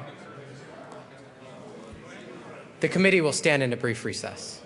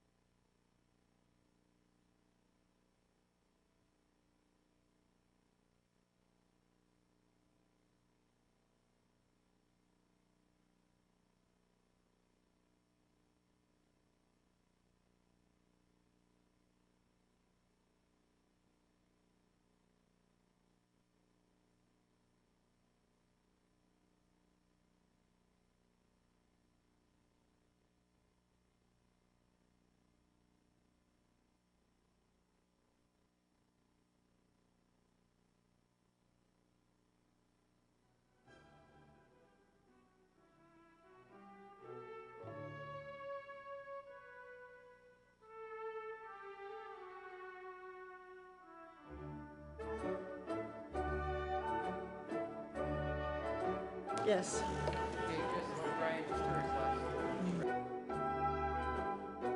The committee will come back to order. Representative Landgraf.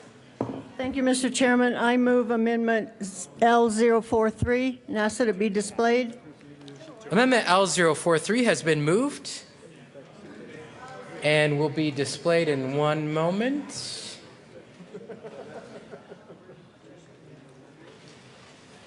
And is displayed to Amendment L043. Representative Landgraf. Thank you, Mr. Chair. What this amendment does, it changes the age limit from 25 to 18.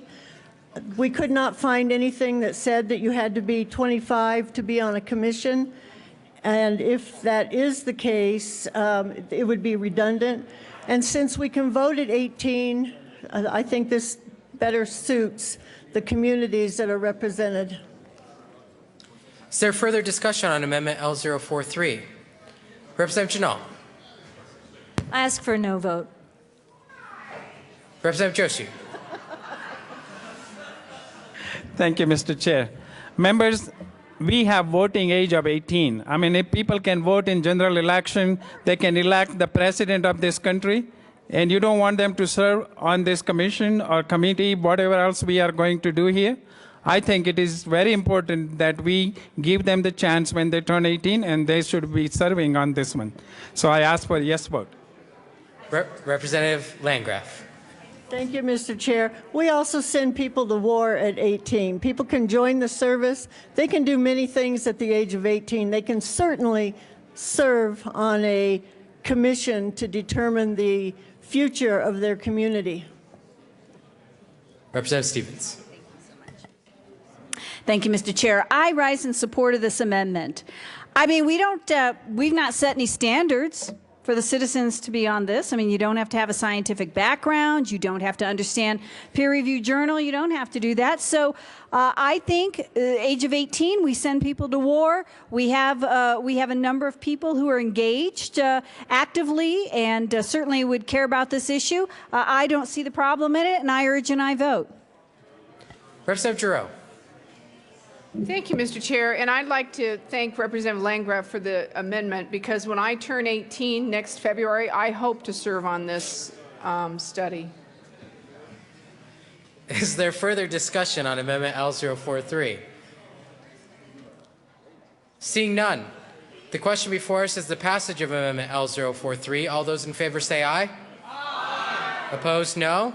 No! Amendment L043 is lost. We are to Amendment L030. Is there further discussion on Amendment L030? Seeing none, the question before us, Representative Buck.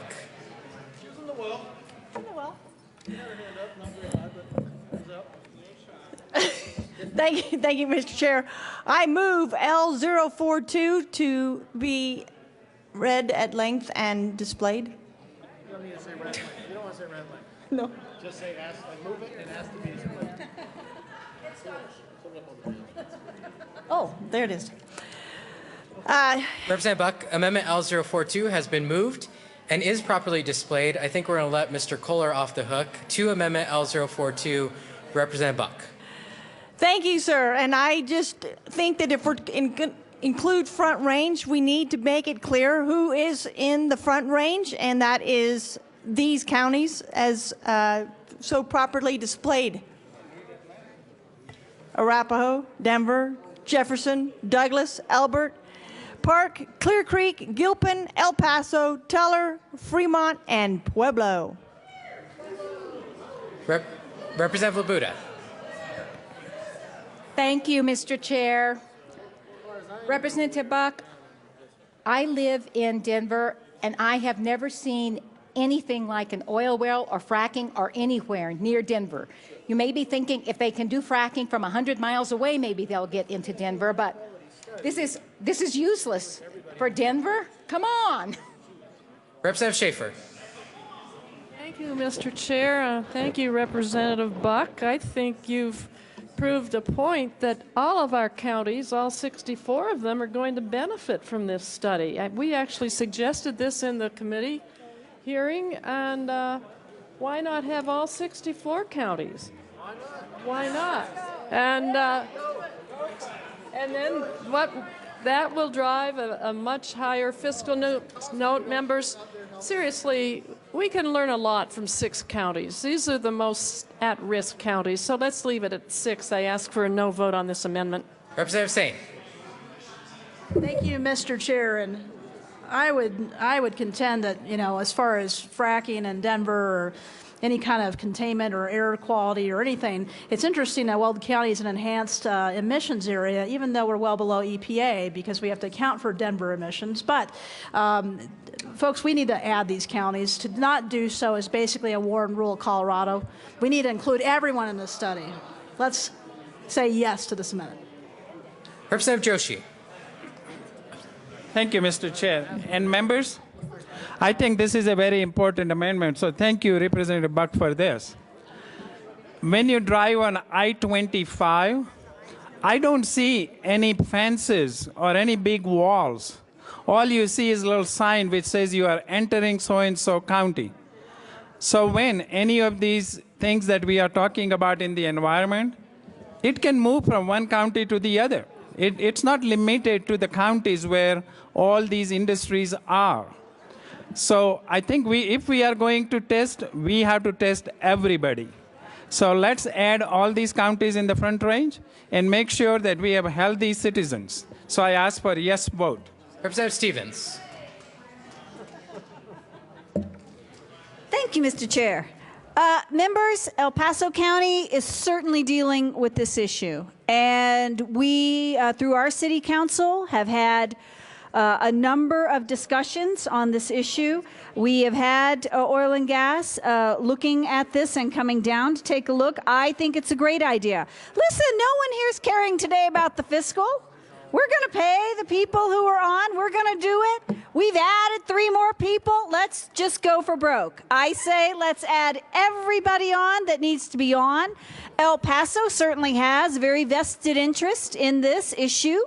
And I think that really, I think that we need to have that perspective. Oil and gas exploration and drilling is not, and/or fracking is not going to go away for us, and we don't want it to go away. So I think we deserve a place at the table.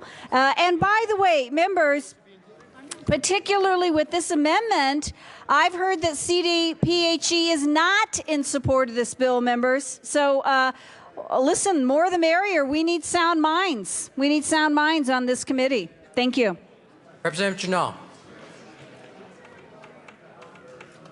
Thank you, Mr. Chair. And, these counties are have seen the majority of oil and gas operations in the last 10 years. There are fiscal constraints to this analysis, and I can probably say that the counties that you're mentioning up here, or even the whole state, can gain information from whatever comes out of the analysis that's done in these 6 counties. I ask for a no vote. Representative Landgraf. Thank you, Mr. Chairman.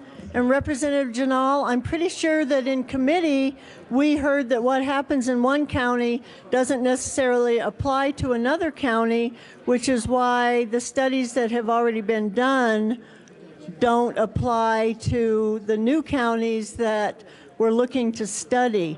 And if that is the case, then we certainly owe it to all these people to make sure that they are healthy and that they are not affected negatively by gas and oil. Representative Dorr. Thank you, Mr. Chair. Members, I think the amendment that is presented before us, L042, makes sense. When you look at the bill as amended and adding the counties up, you have Adams, Arapahoe, and Broomfield, and they've added Weld. You have Boulder.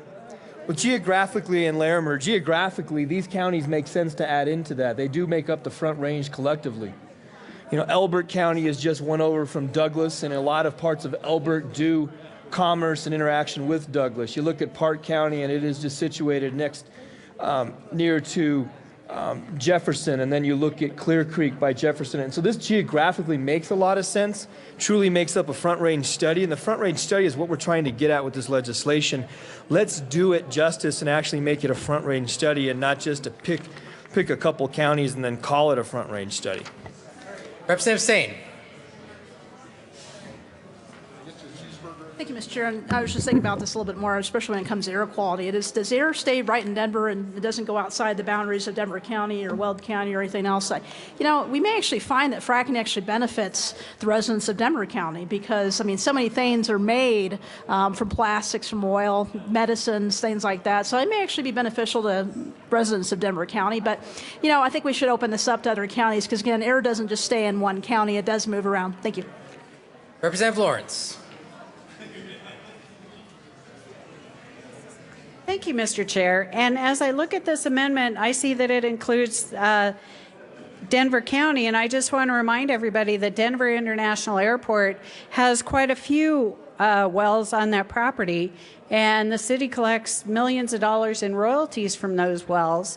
And if we're going to have a study to see what the effects are on the quality of life and the health effects of this, I think we need to include every county that is impacted by oil and gas development along the Front Range. And that would certainly include Denver because, as we all know, the County of Denver actually extends past this building. So I think we need to remember that and make sure that if we're going to have this study, let's make sure that we study everywhere that's affected. So I would ask for an aye vote on this amendment. Representative Rankin.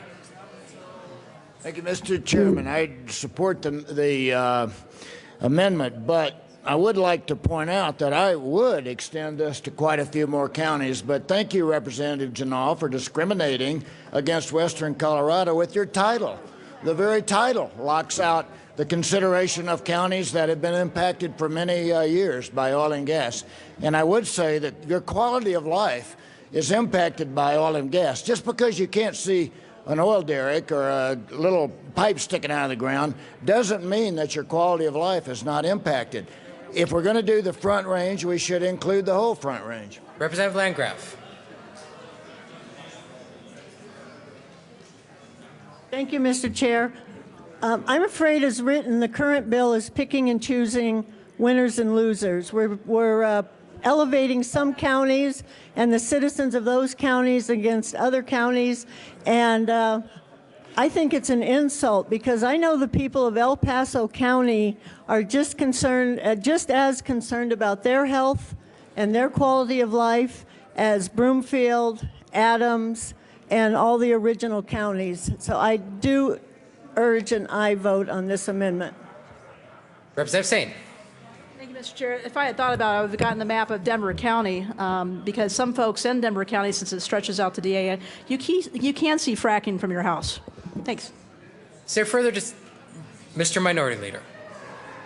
Thank you, Mr. Chair. And I guess I'm not sure why we're afraid to add more counties in as well. And we look at the title of the bill, concerning an analysis to determine whether oil and gas operations have an impact on human health along the Front Range. So along the Front Range. So if you're going to state that in the bill, that we want to study human health along the Front Range and not include all the counties that are on the Front Range, that just makes absolutely no sense at all. So if we truly care about people's health, and that's what this study's about, and not about trying to go after an industry, why not include all of the counties that are along the Front Range like the title of the bill says? I'm not sure why we're scared of that. I understand that might cost more money, and so we don't care about people's health because it somehow might cost more money, I guess is the argument that I keep hearing. But I urge an aye vote because if we're going to say it's about studying health on the Front Range, we need to include all of those counties. I urge an aye vote. Is there further discussion on Amendment L042? Seeing none, the question before us is the passage of Amendment L042. All those in favor say aye. Aye. Opposed, no? No. Amendment L042 is lost. To Amendment L030, is there further discussion? Representative Ginal. Thank you, Mr. Chair. I ask for an aye vote for L030. Is there further discussion? Seeing none, the question before us is the passage of Amendment L030 to the Health Insurance and Environment Committee report. All those in favor say aye. Aye. Opposed, no? Amendment L030 passes. Representative Janal, we are to the bill. Thank you, Mr. Chair.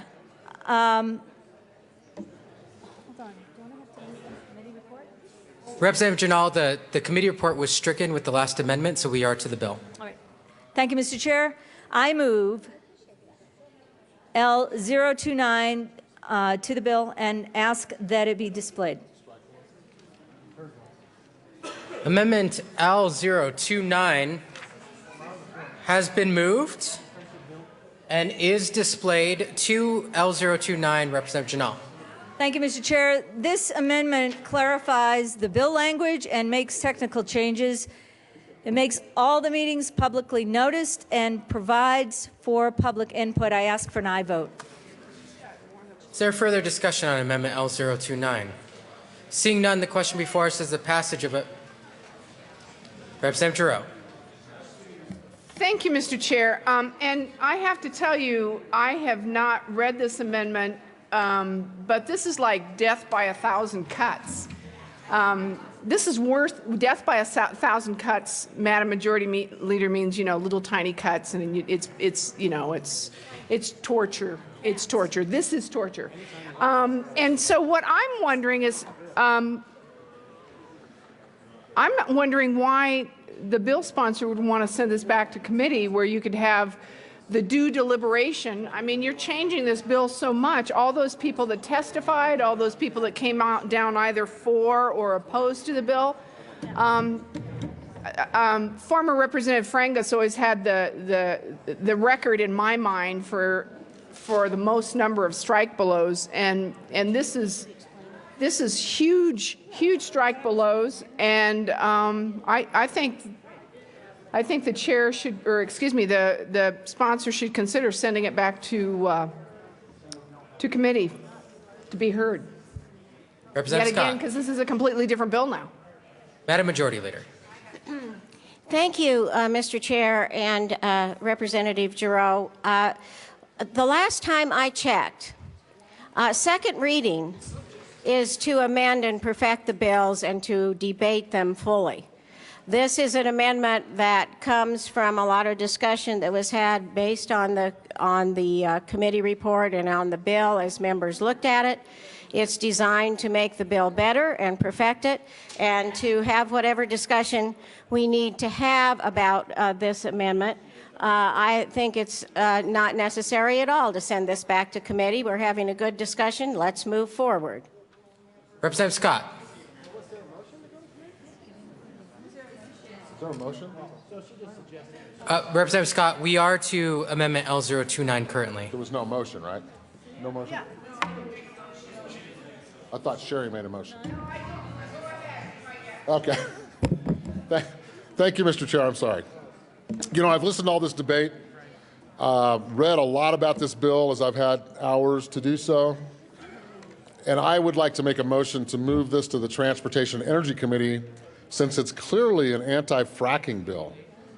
The data that's in there is clearly about anti-fracking and how we can help those groups accomplish their goal. So I would like to move that motion and ask for an aye vote. Representative Scott, can I have you clarify that it is a substitute motion to L029 to move this bill to Transportation and Energy? Yes, sir, that would be a substitute motion. Thank you, Representative Scott. This motion is debatable. The motion before us is a substitute to L029 to send this bill to the Transportation and Energy Committee. Madam Majority Leader. Representative Tyler. Thank you, Mr. Chair. As the chair of the Transportation and Energy Committee, I think this bill has been well and fully debated where it started. I don't think we need to hear it back in Transportation and Energy. I would urge a no vote on this substitute amendment. Representative Scott. Thank you, Mr. Chair. And as the ranking member from the minority party, I would say that this bill needs much more work. And in our committee, we do deal with, obviously, fracking issue and energy as per the title of the committee. It sounds as if this bill, from when I read it on the surface, was a health issue. But obviously, I've heard about drilling from Representative Fields. I've heard from fracking comments. This is obviously an anti-fracking bill. And to support that group or whoever it is out there that's trying to ban fracking in the state of Colorado, and I believe this bill needs much more work and much more discussion in the Transportation and Energy Committee where it belongs. Madam Majority Leader. Thank you, Mr. Chair. Well, this bill is definitely a health bill. That's what it is. It's a health study.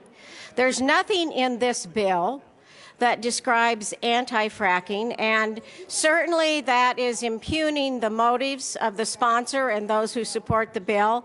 And it is a straightforward health bill, and that's why it was discussed at length in the Health Committee and is appropriately sent to the floor for same. I ask for a no vote on this amendment. Representative Scott. Thank you, Mr. Chair. I disagree kindly with Representative Hollinghorse.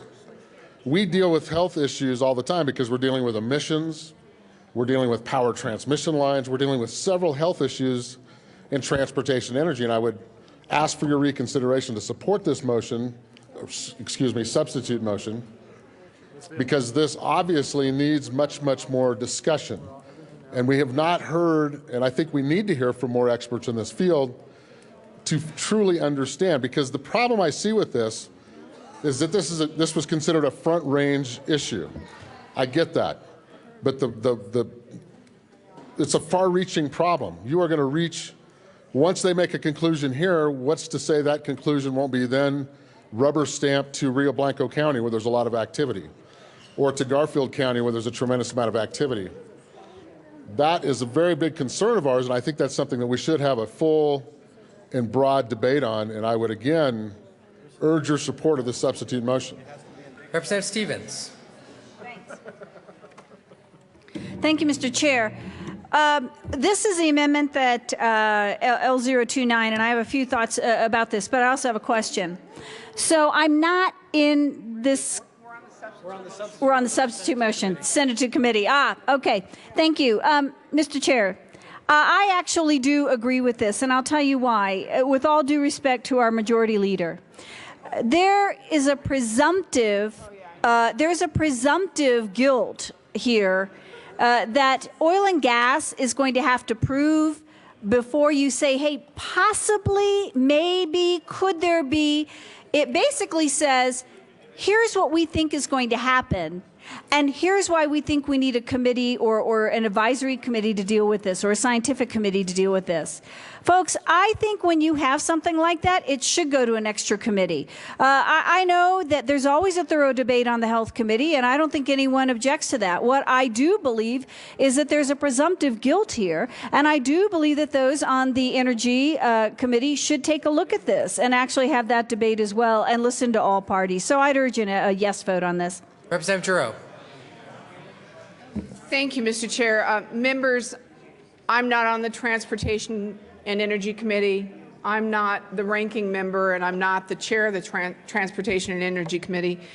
But as an architect and as a colleague of Representative Scott, I ask that you vote yes on this, because this could be the only good idea he ever comes up with, and I think we need to encourage him. So I ask for an aye vote. Representative Janal. Thank you, Mr. Chair. And I ask for no vote because we're not dealing with emissions. We're not dealing with the air. What we're dealing with are human beings within communities that live near oil and gas. There are no presumptions here. Automatically, this side is saying that we're going to find something. I never came into this with any assumptions that we were going to find anything or not. And that's why we have CDPHE and a scientific advisory committee, as well as non-voting members who certainly have a voice at the table. This is about human beings. This isn't about emissions. It doesn't need to go to transportation. This is a human issue. It's data collection of how communities' health is within certain counties that have had an increase in this particular industry. Whether or not anything happens, I don't know. Whether it's positive or whether it's negative, I urge a no vote. Representative Lawrence. Thank you, Mr. Chair. Well, in the short time that I've served on transportation and energy, we have actually heard a lot of things that have to do with placement of power lines, clean energy development, a wide variety of things that have something to do with energy and its impact on the surrounding neighborhoods and the people who are using those energy sources. So this actually does fit into what we've heard in the Transportation and Energy Committee in the past year and a half that I've served on that committee. So I think this is actually a pretty good fit, and I would ask for an aye vote. Is there further discussion? Seeing none, the question before us is a substitute motion to send House Bill 1297 to the Transportation and Energy Committee. All those in favor say aye. Aye. Opposed, no. No. The substitute motion fails. We are to Amendment L029. Is there further discussion? Representative Stevens. Thank you, Mr. Chair. I move L034 to the bill and ask it to be displayed on the screen.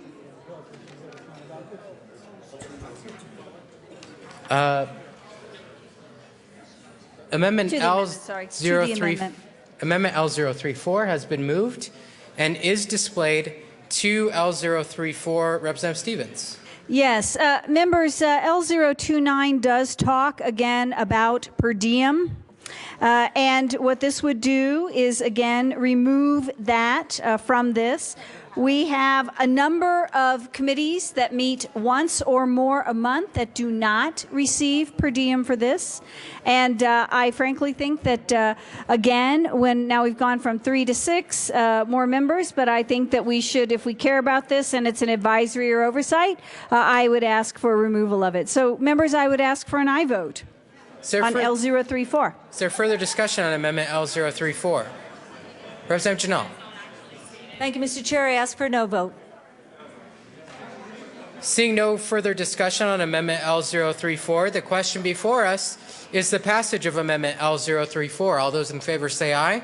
Aye. Opposed, no. No. Amendment L034 is lost. To Amendment L029.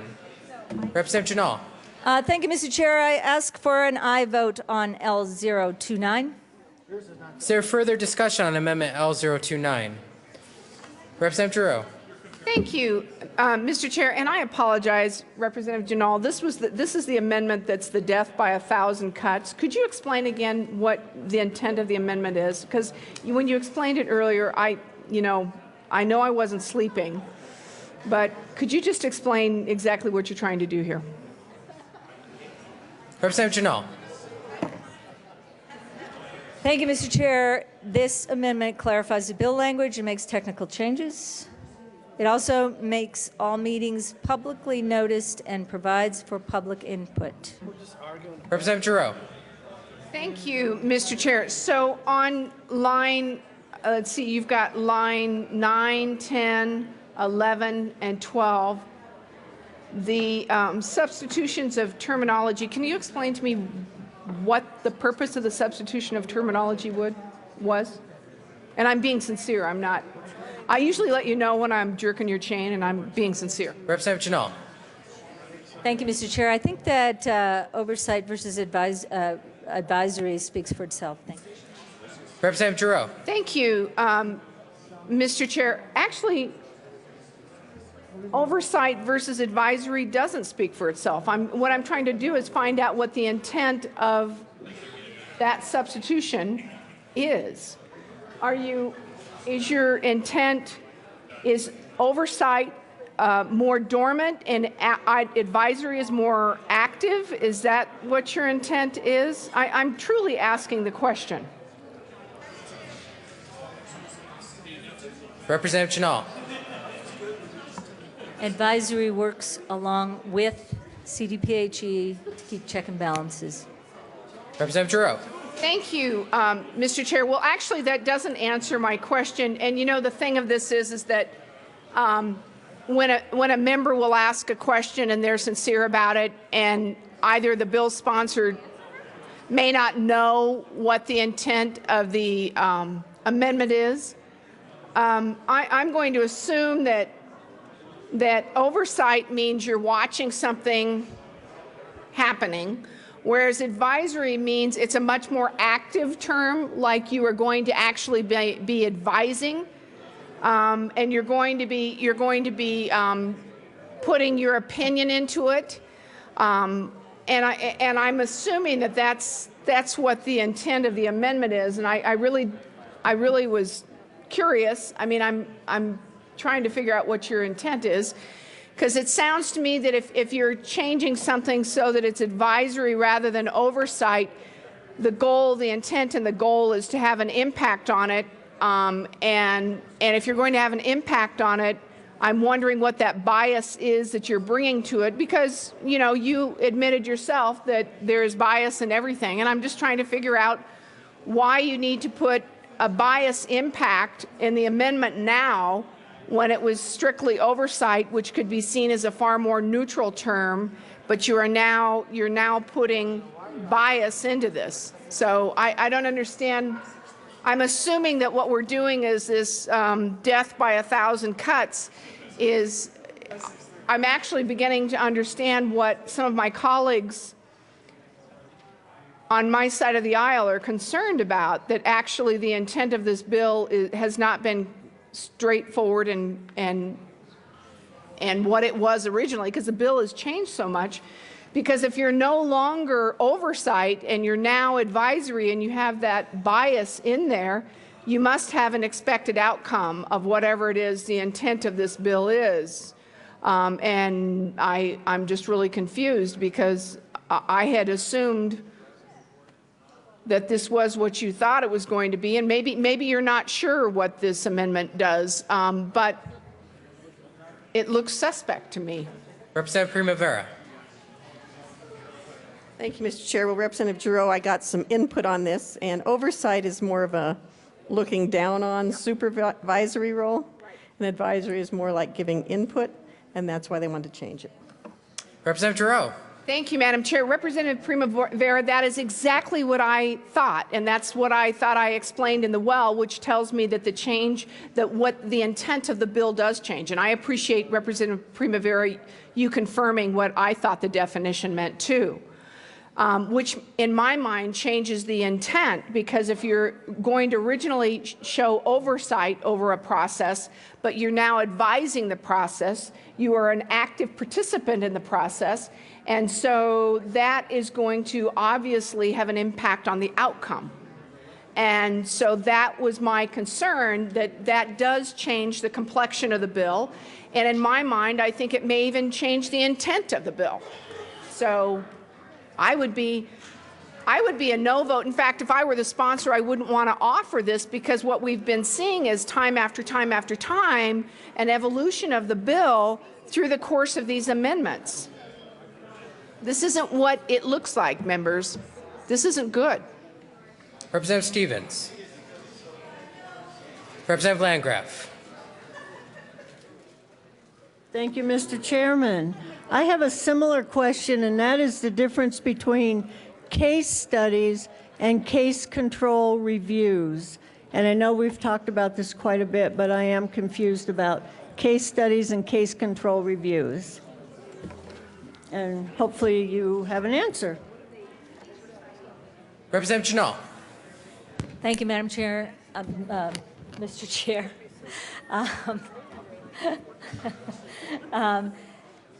In any gathering of data, you want to have cases, actual cases, and you want to have controls.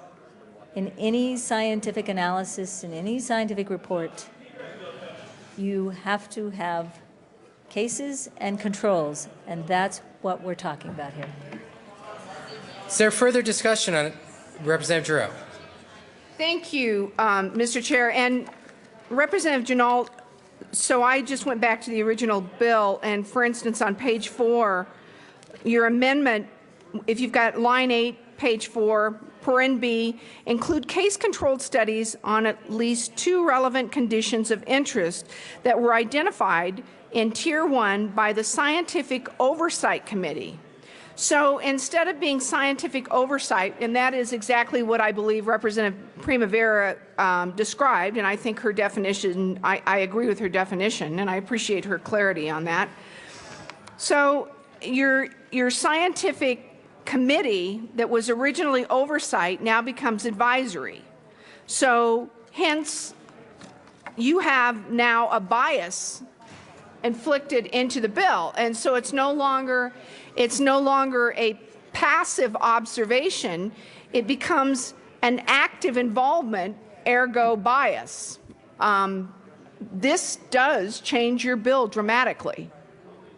It changes your bill very dramatically. In fact, the bill, I believe, as the bill was originally intended, was supposed to be more scientific in nature, and now what you're doing, particularly by the substitution of advisory to oversight, what you're doing is you're taking oversight to advisory. Thank you.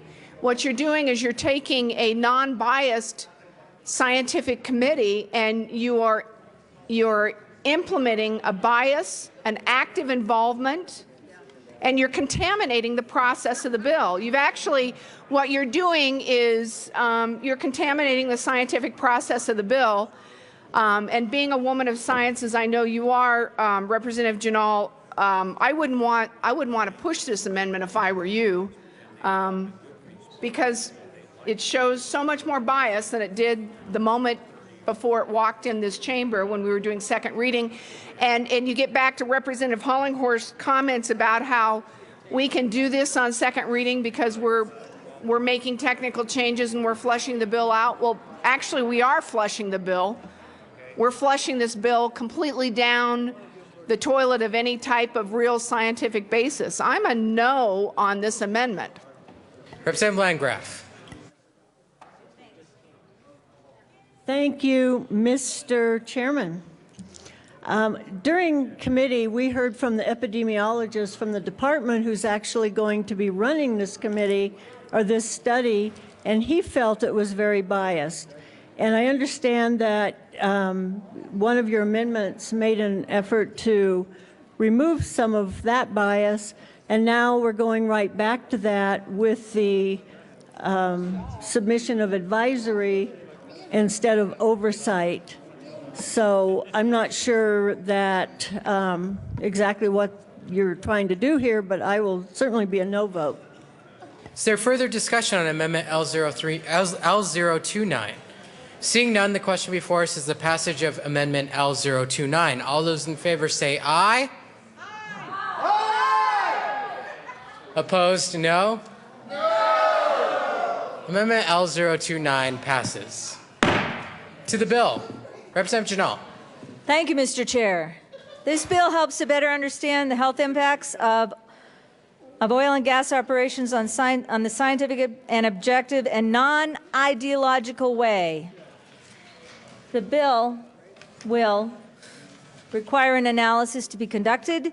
It will establish a scientific advisory committee to work with CDPHE to complete the analysis.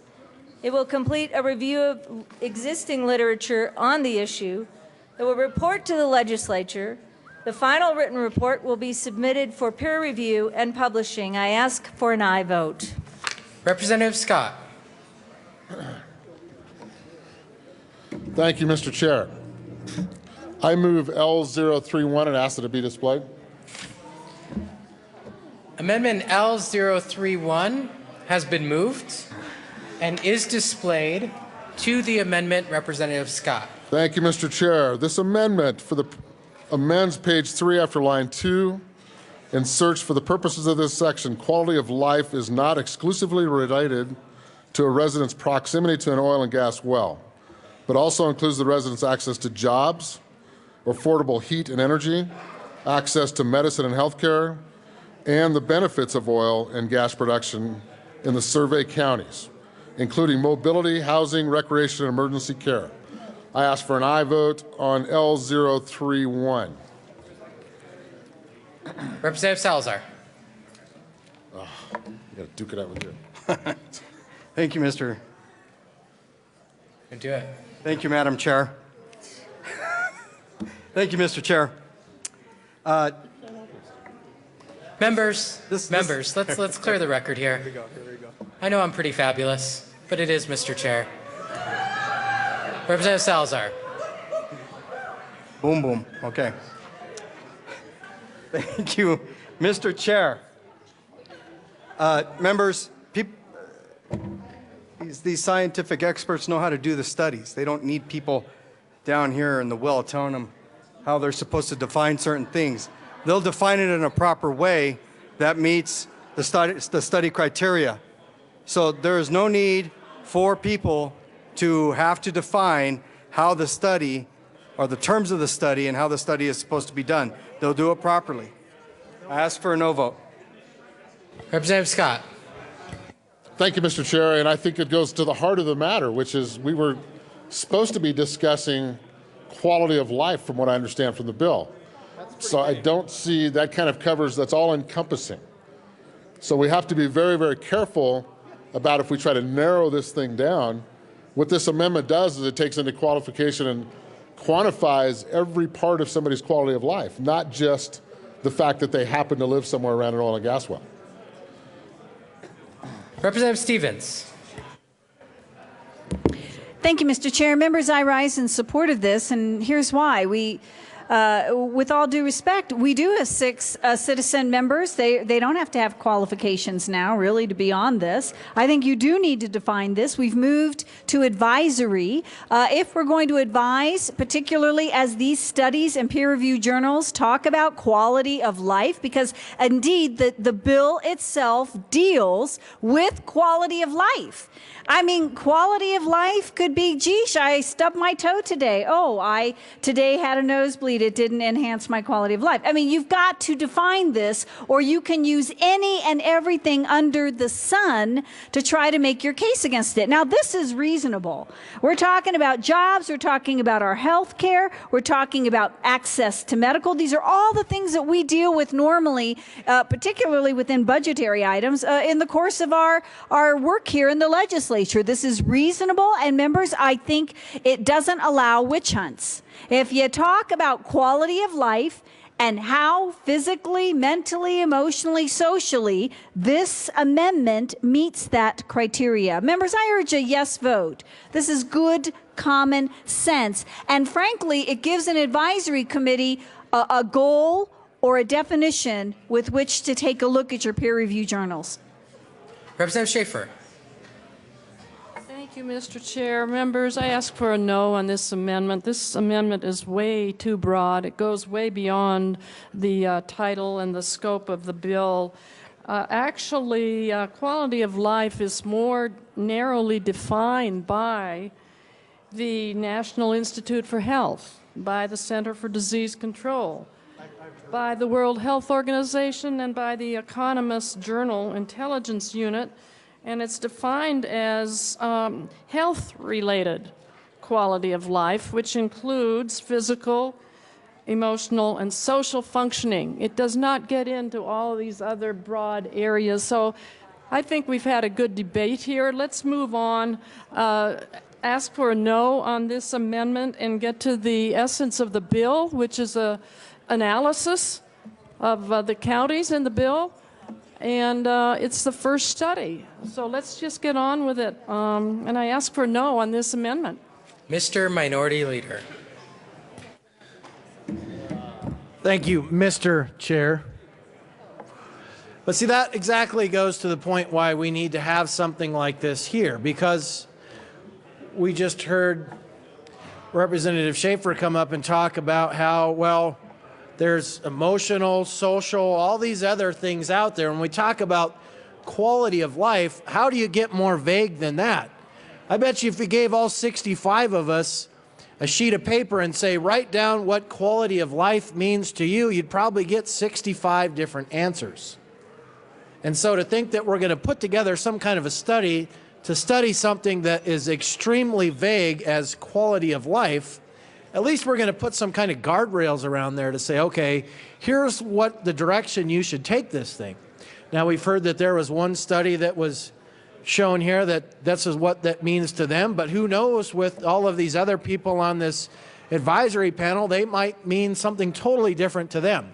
So to think that we could have this quality of life thing that can go in so many different directions, this is so vague that it's crazy. So I urge an aye vote on L031 to kind of put some guardrails on what quality of life actually means. It gives them some direction when they're looking at trying to put together this study. So I urge an aye vote. Representative Scott. Thank you, Mr. Very Short Chair who stands on a stool.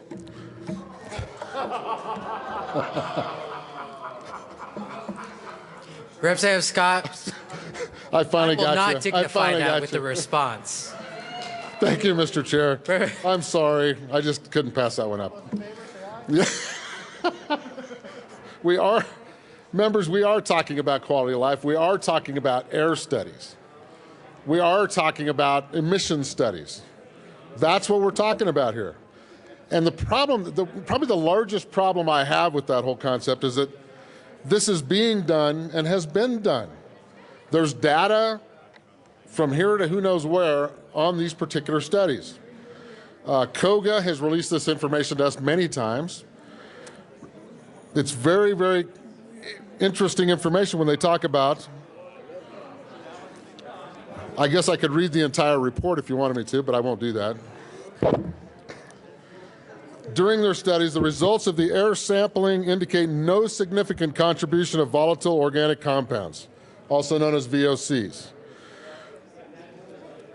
from any of the drilling operations studied. They also indicate there's no significant chronic health risk associated with the chemicals present in the air downwind from the pads. So that study's already been done. So let's pay for another study. That makes a lot of sense. The Bureau of Land Management, since we're going to talk about statistics, just released their Affected Environmental Public Health and Safety Report, February 2014, of the Colorado River, and this is the proposed and final EIS that they've done. It's already done. In this EIS, it talks a lot about potential health risks. The sampling site was described as a rural residence located 0.7 miles from the well pad near Battle Mesa in the western part of Colorado. The authors reported no correlation between detected emissions and wind direction, number one. That's very important to think about. Also within that study, based on the studies cited above, some chemicals emitted to the atmosphere during oil and gas development have the potential for health effects. We all understand that, with certain types, levels, and duration of exposure. However, emitted concentrations diffuse rapidly with increasing distance from the pad, and the exposure to members of the public are much shorter duration than those associated with chronic health effects. Consequently, now this is from the BLM, this is their air study.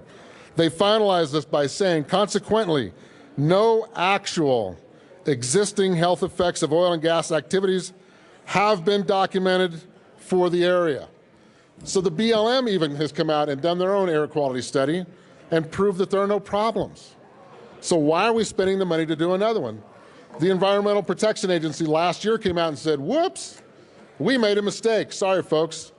People were reacting to this study. They said that they were 20% off of their original projections, and they retracted what they had required us to do.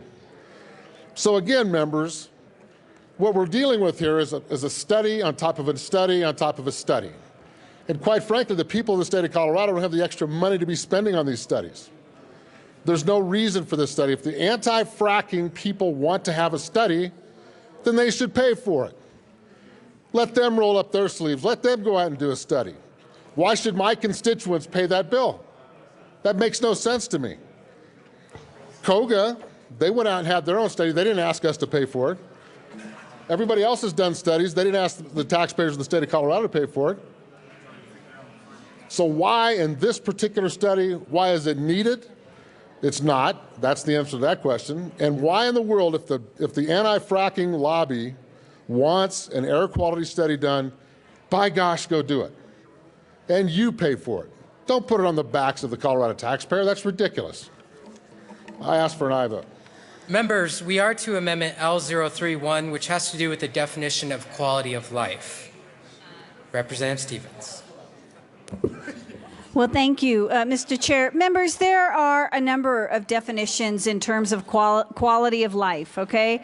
The calculation for quality of life, where the National Institutes of Health has one and the Center for Disease Control. Now, I'm shocked that today we want to listen to the CDC. I don't know. We have other bills where we just completely disregard the CDC. But quality of life in particular studies can take a look at, did you have a year of perfect health? Did you have a year of perfect health?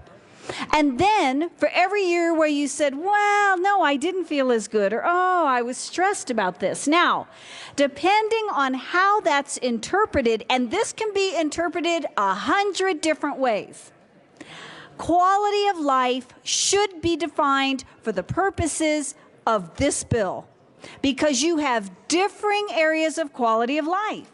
So if you live in a situation where, I'd tell you this year, I maybe had better health but didn't feel as good. Well, how do we mark that? Did you have a well near your home? Was there fracking going on near your home?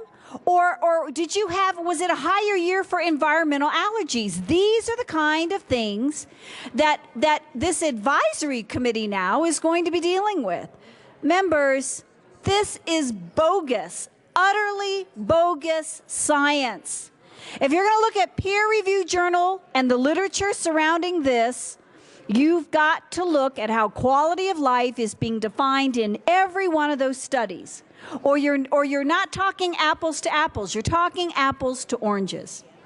And so, friends, I think that depending on how this group organizes, this is ridiculous. And that's precisely what Representative Scott is trying to address in this amendment, is that you're looking at this. And just to say, let's move on.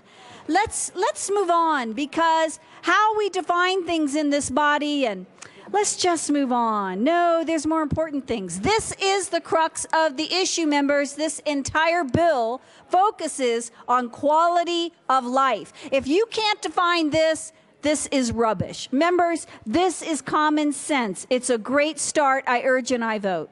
Representative Rankin. Thank you, Mr. Chairman. I just wanted to share an experience with you. You know, in Garfield County, we've done studies very similar to this, and we've talked about that. I think we're up to about $2 million of expenditure by the county, have not called on the state.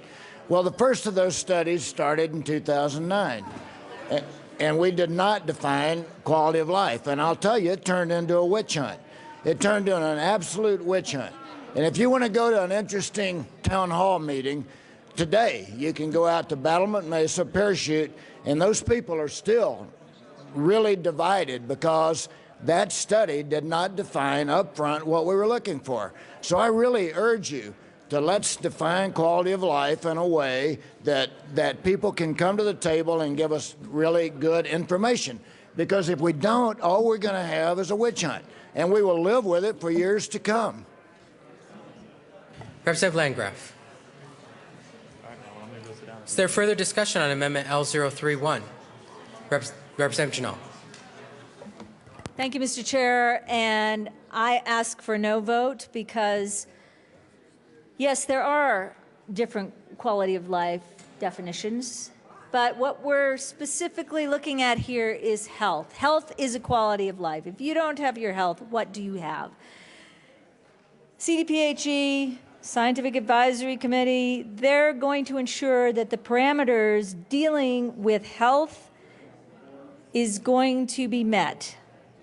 And that's what we're focusing on. This is a health study, health analysis, I apologize, health analysis. And CDPHE and the committee will be looking at the parameter dealing with health. I ask for a no vote. Is there further discussion on Amendment L031? Seeing none, the question before us is the passage of Amendment L031. All those in favor say aye. Aye. Opposed, no? No! Amendment L031 fails. We are to the bill. Representative Janal. I ask for an aye vote on House Bill 1297. Representative Landgraf. Thank you, Mr. Chair. I move L033 and ask that it be displayed.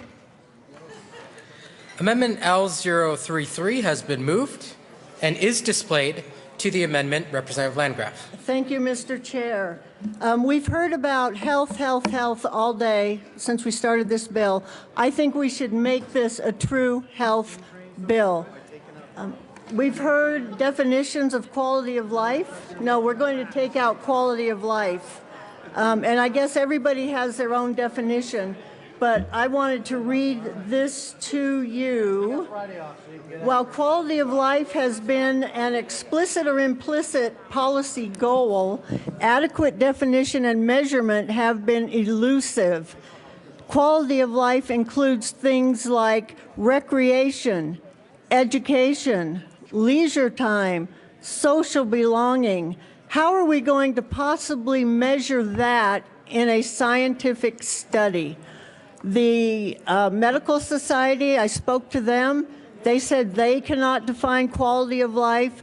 If you want a health study, make it a health study. Remove quality of life. I ask for an aye vote.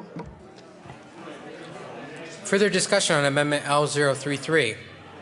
Seeing none, Representative Schaefer. Thank you, Mr. Chair. I ask for a no vote on this amendment. This is a health-related quality of life study. Ask for a no vote. Representative Swalm. Thank you, Mr. Chair. Members, I rise in support of this amendment. I do think that quality of life is extremely vague.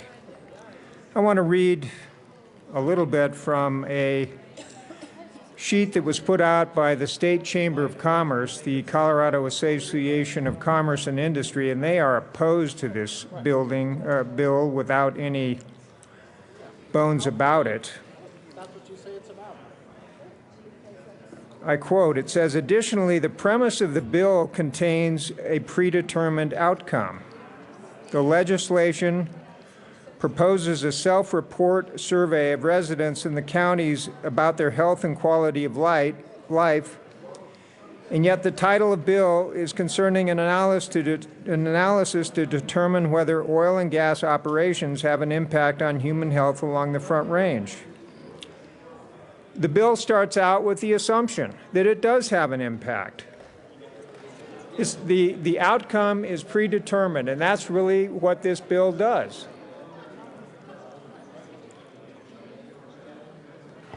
Representative Swalm, we are to Amendment L033 currently. So I rise in support of this because quality of life is so vague, and I think it should be stricken from the bill, and we should focus on the health issues. So I urge a yes vote on this amendment. Representative Landgraf. Thank you, Mr. Chairman. The very beginning of this bill talks about a scientific oversight committee. By including quality of life, you're taking science out of it. Quality of life is too subjective. There's no way to quantify it. If we remove that and we look at health, you can actually get that scientific data. If somebody's having headaches or they're having other physical ailments, that's quantifiable. How in the world do you quantify leisure time, recreation?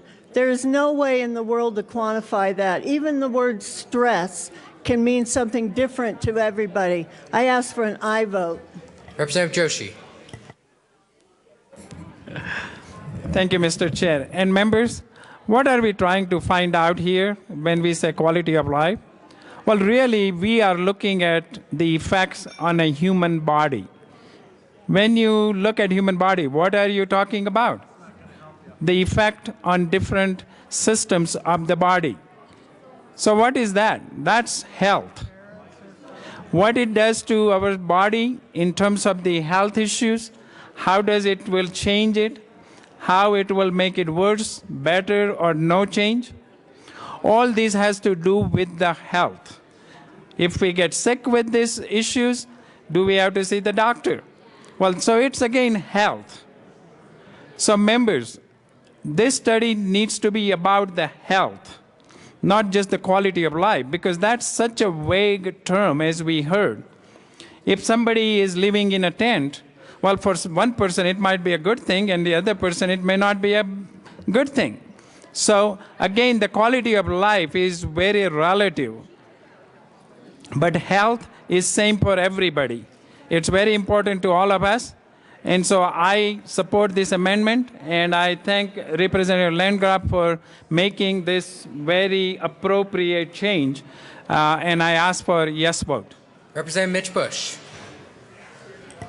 Thank you, Mr. Chair. I was in graduate school many years ago in the early 70s. For my PhD comprehensive exams in both social psychology and in sociology, we were required to know the quantitative indices that study the quality of life.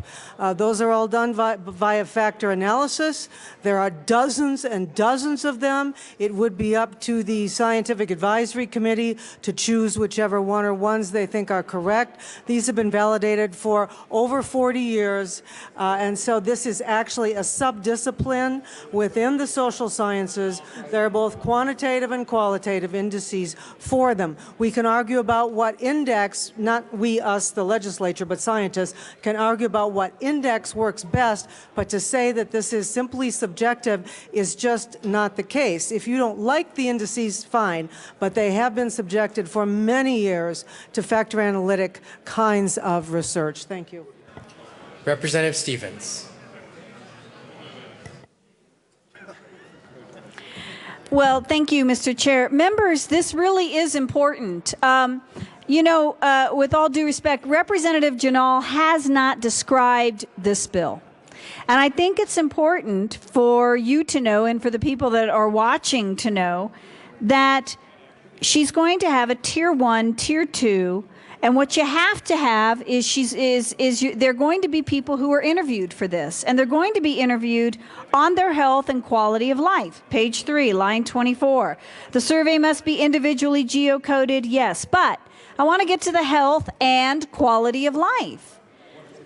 Again, how you define this is extremely important, because it can be defined in different ways. Is your quality of life that you had a number of headaches? Is your quality of life that you had nosebleeds? Is your health, did it suffer? But here is also what's interesting about this, is that the department shall, in consultation with this advisory committee, so they're going to do this, the department, with the authority of CDPHE, is now going to prepare and publish the written reports specified that we're just talking about now on its website. So now, based on this committee and how you define this is very important, because that is going to set the tone for how CDPHE interprets, how this committee interprets everything, and then at the end of the day, what's ultimately published on the Department of Health and Environment website. That does not bode well when we cannot even agree on definitions up front. Friends, I urge a yes vote on this amendment. The stakes, once again, are too high, and the presumptive guilt automatically on the oil and gas industry, it's just too high. Representative Salazar. Thank you, Mr. Chair. There is no presumptive guilt here. I don't see anywhere in this bill where it's presumptively stating that there is guilt. I've actually done studies. Yeah, well, that's good. I've done them on health. We did a 3-year. Well, yeah, so did we. We did a 3-year study on breast and cervical health screening of Latinas in the state of Colorado. And we didn't have members of Congress defining quality of life for us. We didn't have members of NIH. No, we didn't. We didn't have NIH define it for us either. No, we defined it ourselves, or at least the scientists involved defined it themselves. And that's pretty typical. We don't have congressional or legislative bodies defining the parameters of the studies in terms of definitions on these studies. That just doesn't happen. I would challenge anybody to show me where Congress defines how a scientist is going to do the study. The scientist does the study and then supports that study through his or her data. So this amendment here is a ruse. And I ask for a no vote. Representative McNulty.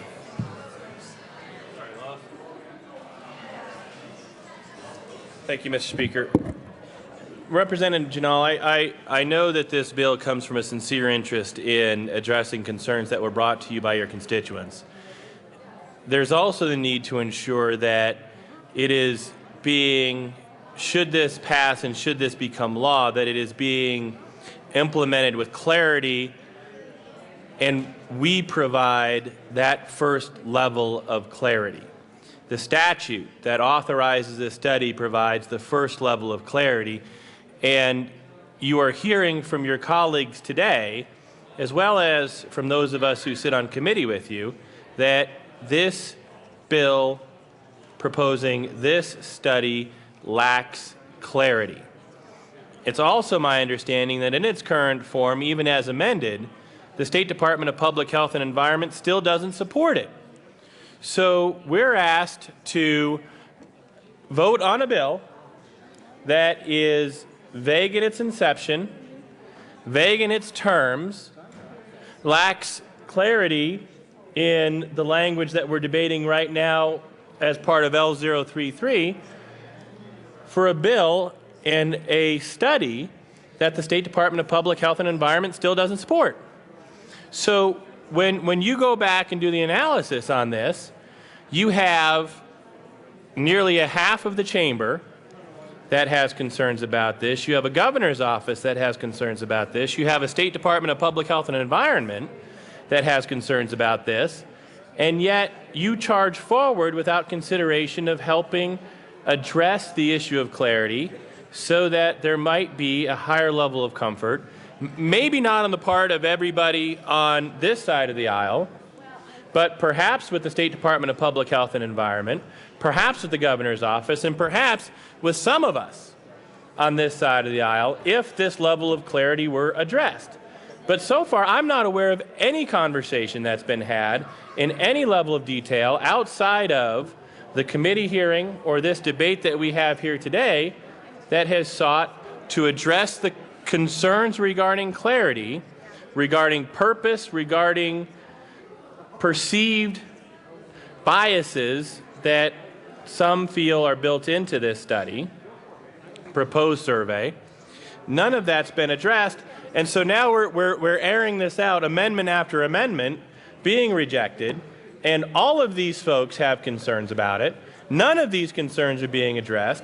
The Colorado State Department of Public Health and Environment has concerns about this bill and doesn't support this study in its current form. Doesn't support this study in its current form. No, I just talked with them. Not 15 minutes ago. So I understand that you're coming from a place where you want to help your constituents. We would like to help you help your constituents, but we're not being afforded any opportunity to bring clarity to this that allows us a level of comfort to help your constituents. I ask for an aye vote on L033. Representative Sane.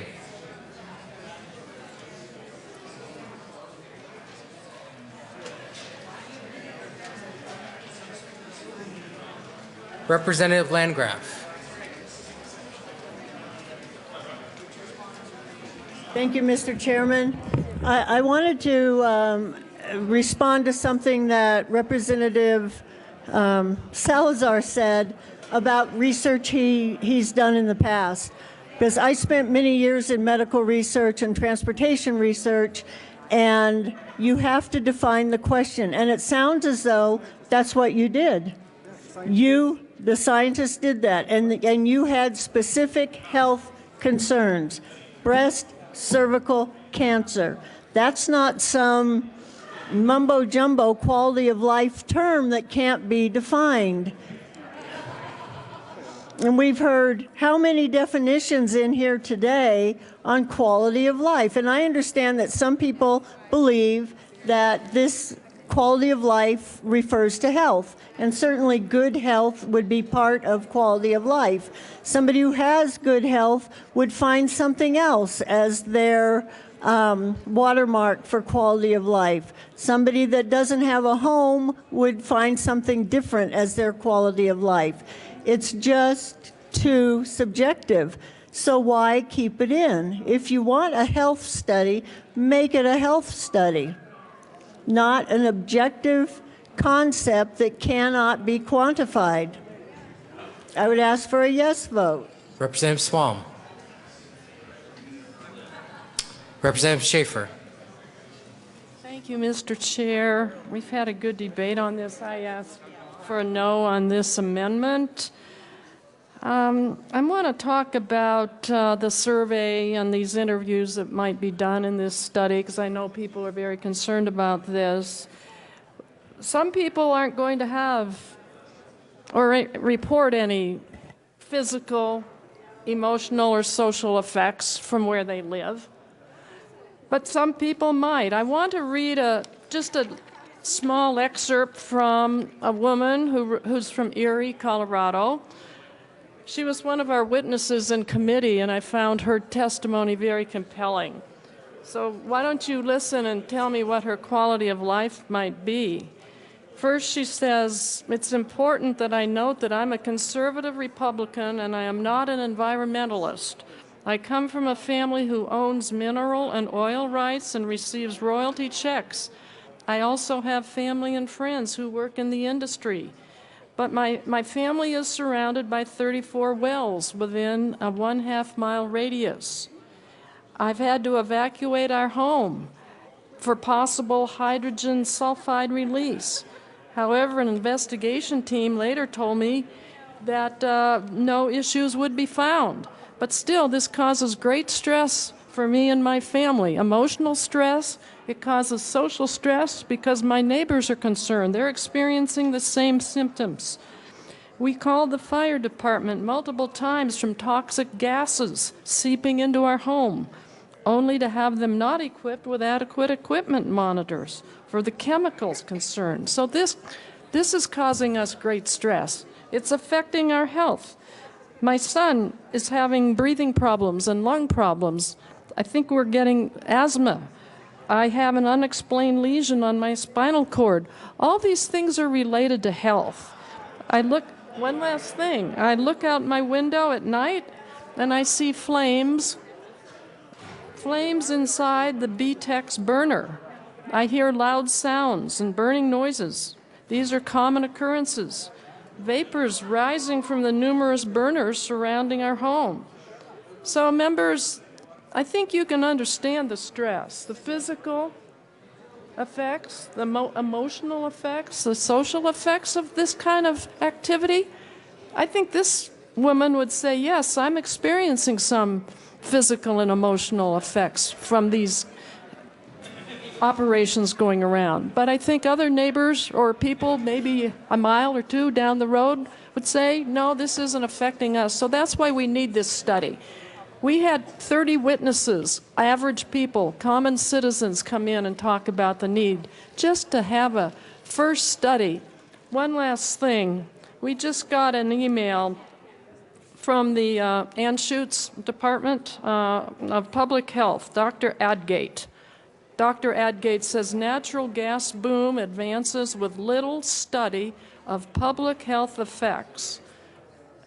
This is Anschutz. I think we respect Anschutz. Let's listen to Anschutz Medical Center, the Director of Public Health, and start with a study that's scientific. Maybe it's not a perfect study, but it'll at least give us some data that we can use to advance the cause of public health in Colorado. So I ask for a no vote on this amendment. Representative Salazar.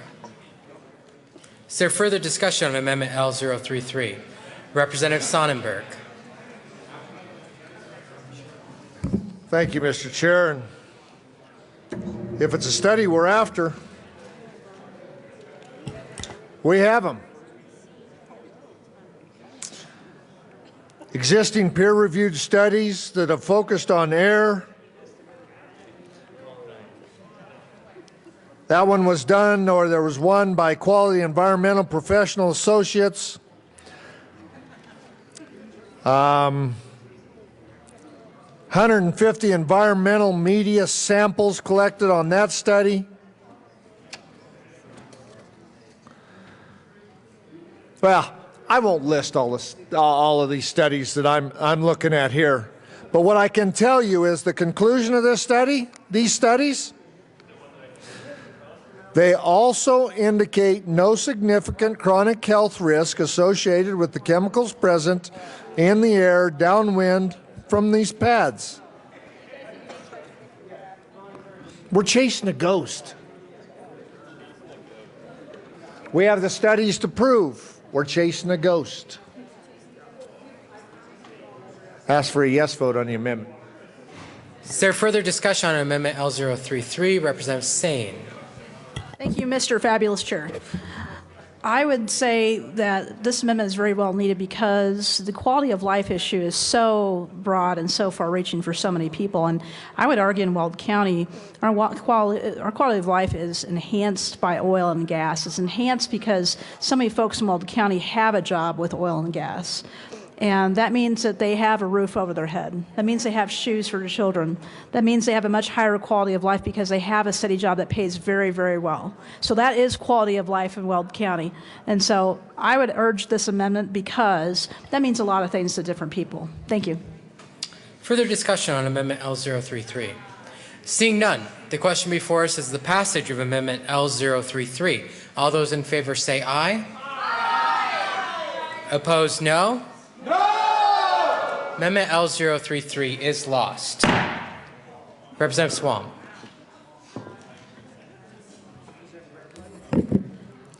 Thank you, Mr. Speaker. Members, I'm going to go back to this. I move Amendment L045 and ask that it be displayed. Amendment L045 has been moved and is displayed. To the amendment, Representative Swam. Thank you, Mr. Chair. Members, this amendment does something very simple. It simply says that if the Tier 1 study doesn't identify any interests of concern, then Tier 2 won't be done. So if the sponsor is so confident that there are going to be issues of concern identified in Tier 1, why would we continue? So I don't think we should go into this with a presumption that we're going to find these things that we're looking for. And I have to say that if there's an objection to this, it's going to persuade me that we're going into this with some preconceived notions. All this says, if you don't find something that raises a concern, let's drop it. If there are no issues concerning health or quality of life, let's call it a day and go home. So that's what this amendment does. I urge a yes vote. Representative Janal. Thank you, Mr. Chair, and I urge a no vote. Tier 1 is a mail-in survey with very few questions. It's going out to the counties. We don't know what we're going to get from that. I just urge a no vote on this. Representative Swam. Thank you, Mr. Chair. Well, I guess,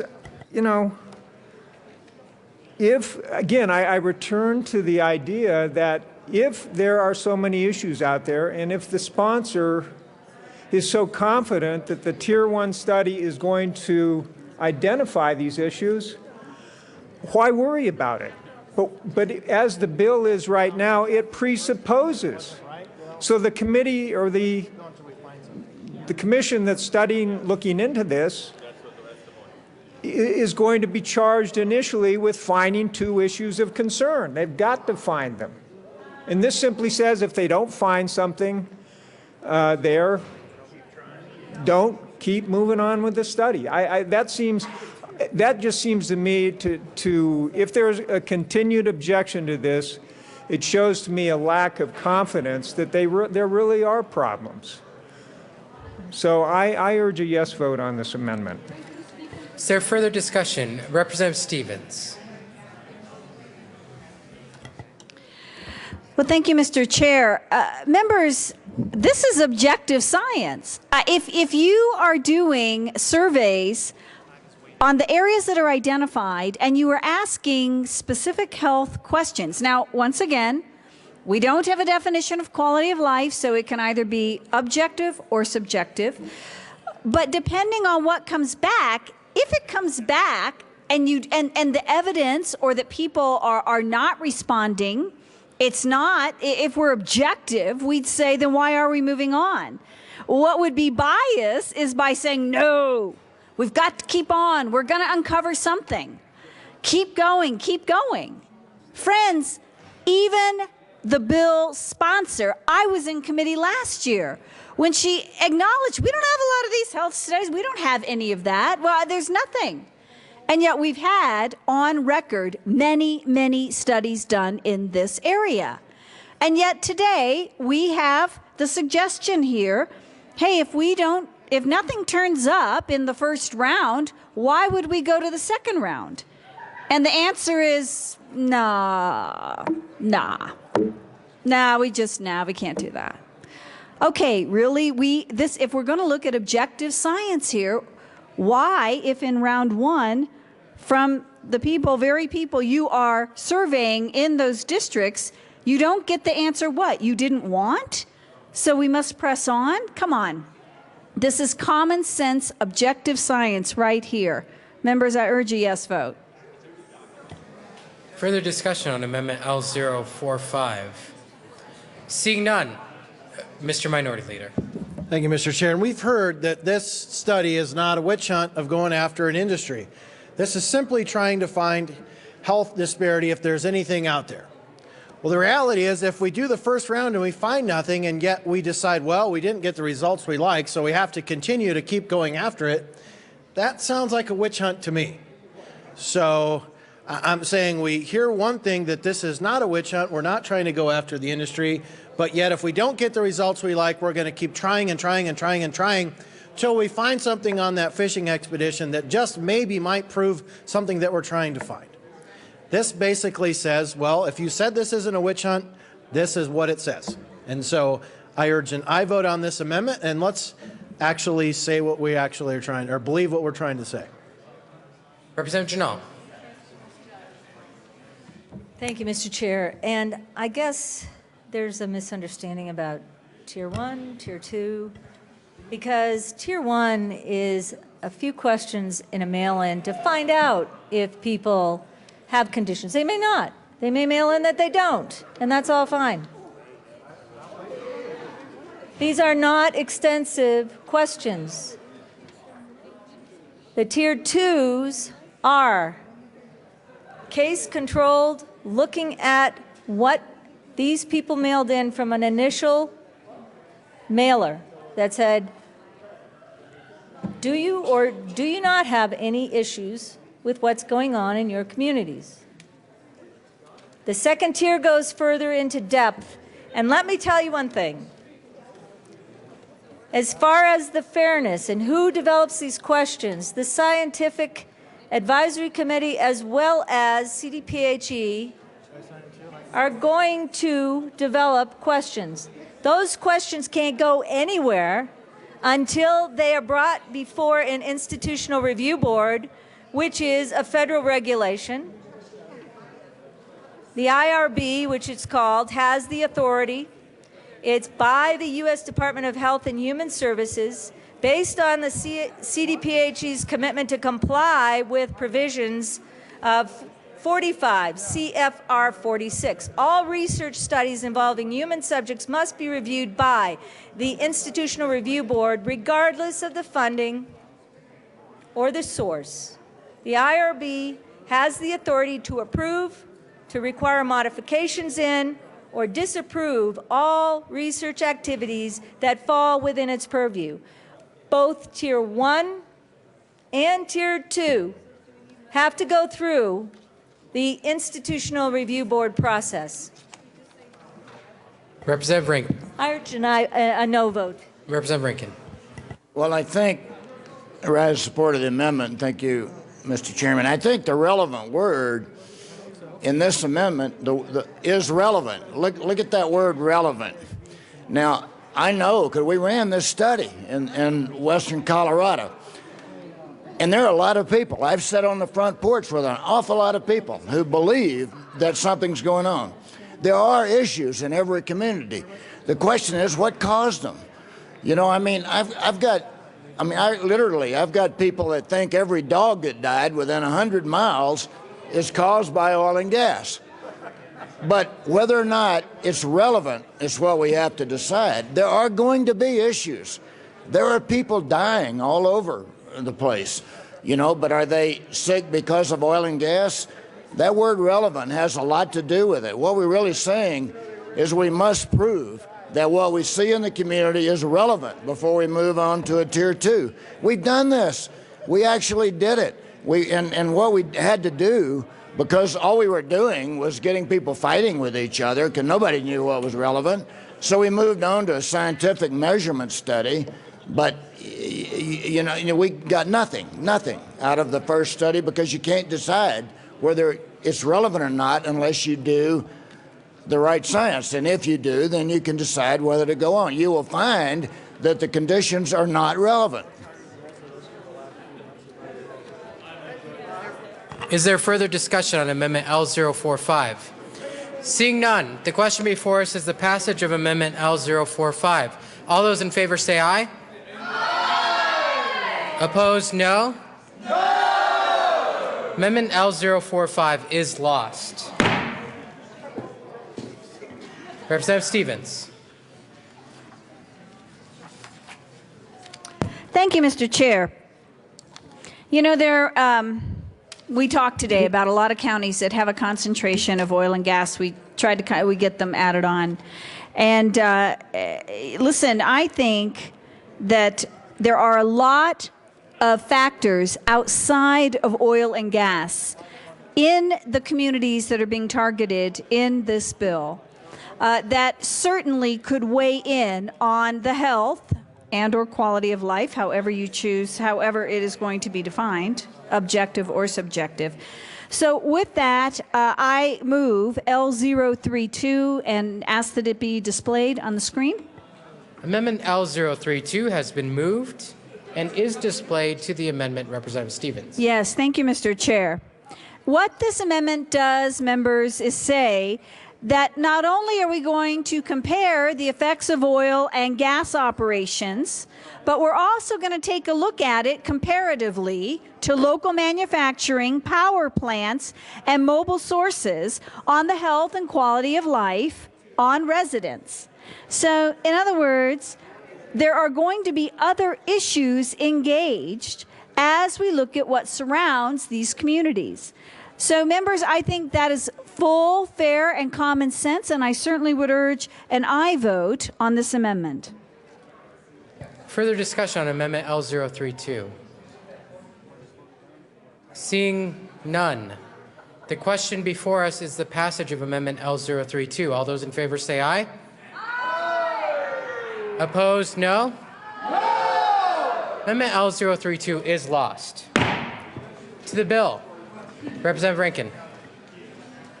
Thank you, Mr. Chairman. Well, I've talked a lot about Garfield County, western Colorado. You know, just to remind all of you, I represent what's called the Piceance Basin. There are probably about 10,000 gas wells, been around 20 years or more. You know, I've visited a lot of these people that feel they have conditions. And we in our counties have done a lot of surveys. So, Representative Ginal, rather than ask you why you excluded Western Colorado, which I don't understand, let me move on to just putting up an amendment. Representative Ginal, I posed a question. Representative Ginal, I was posing a question to you, which I've done in the hallways, but I really still don't understand why we're discriminating against the citizens of Western Colorado, who many of my constituents would like to know more about the potential impacts of oil and gas. So I pose that question to you, but at the same time, let me see if I can offer you something which I think might be of interest. Can I move Amendment L038 and have it displayed?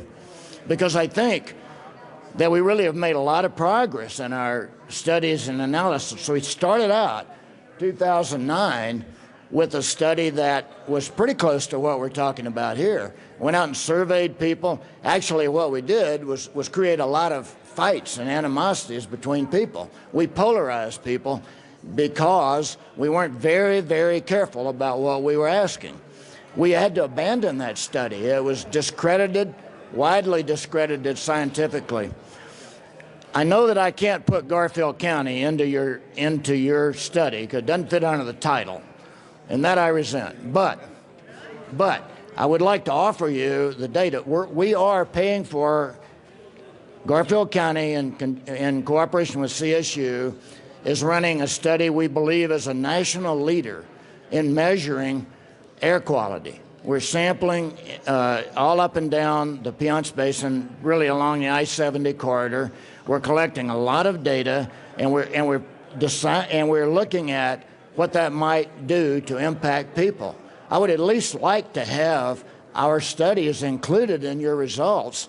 I, of course, would like for you to compensate us on a proportional basis with this with this amendment, but you know, I see no reason not to include, if you won't include us in the study, at least let the study inform what you're doing, because I think we're way out in front. I think we're probably leading the nation in actually measuring the impacts of oil and gas. Now, I will say we haven't found any, you know, and I think that, you know, that's sort of a footnote really to what I'm offering here. Is there further discussion on Amendment L038? Representative Salazar. In the interest of time, Mr. Chair, so that way it doesn't come back up on a cow, I ask for a title ruling on this. This does not fit under the title since we're talking about Front Range and this is about Garfield. The committee will stand in brief recess to determine if it fits under the title.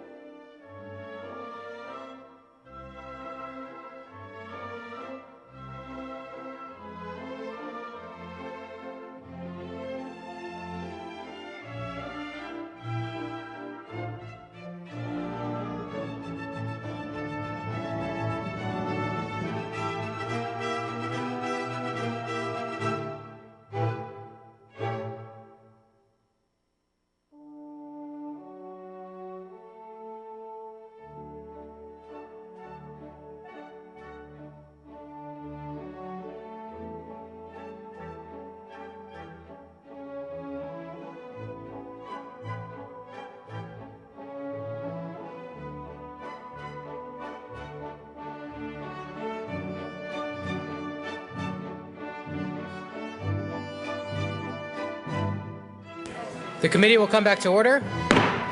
The chair rules that Amendment L038 does fit under the title. Is there further discussion? Seeing none, the question before us is the passage of Amendment L038. All those in Representative Janal.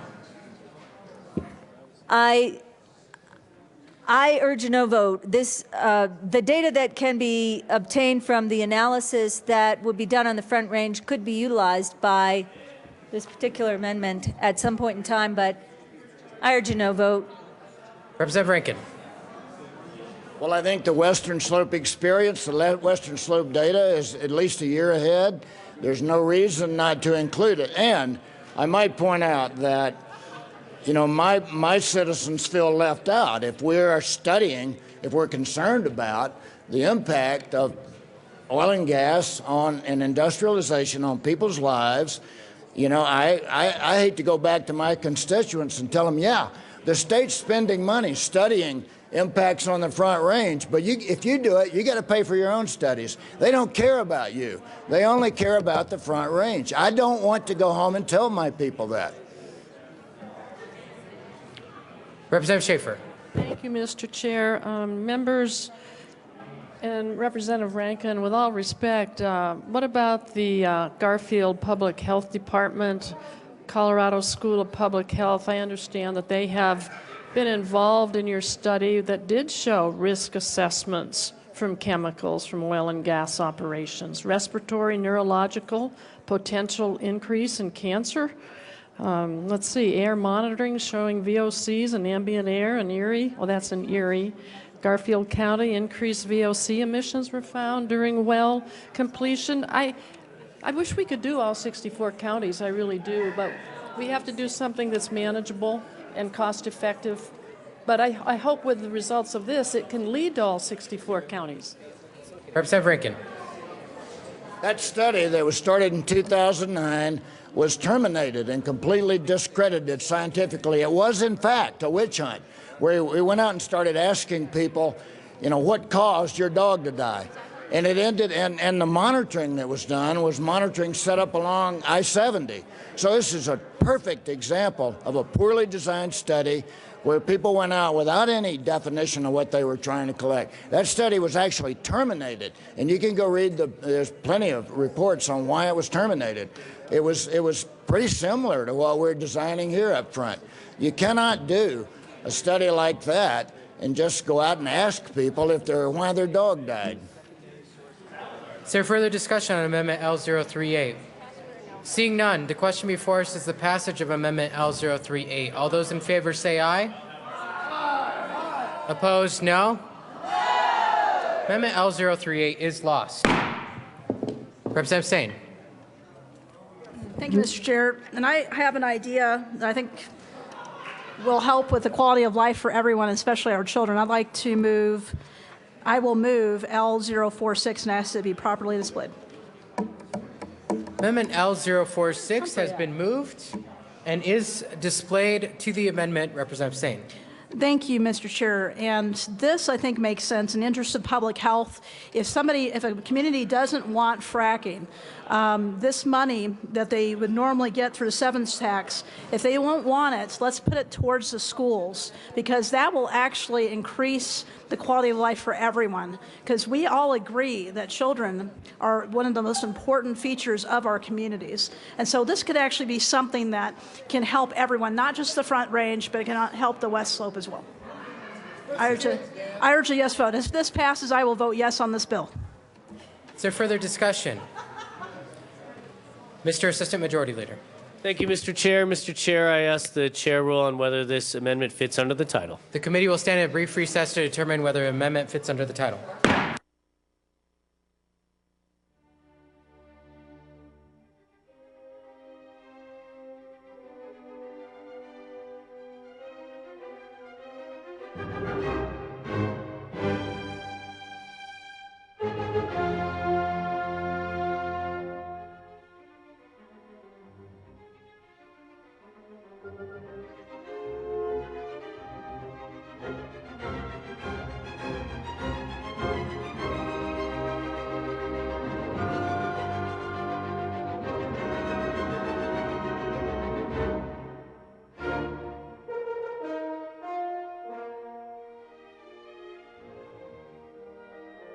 The committee will come back to order.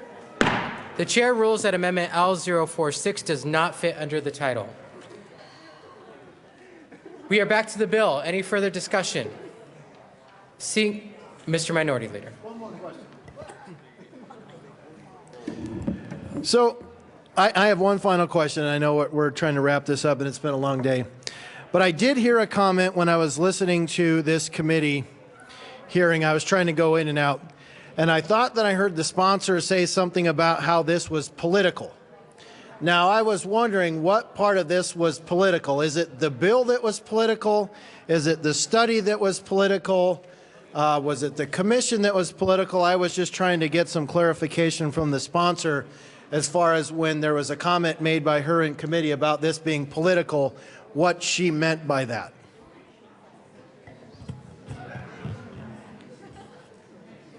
Representative Swalm.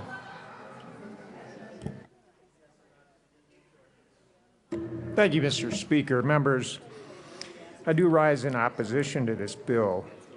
I'm going to talk just real briefly about the fiscal note. We're talking about running a health study. And the fiscal note over 3 years, what does it run?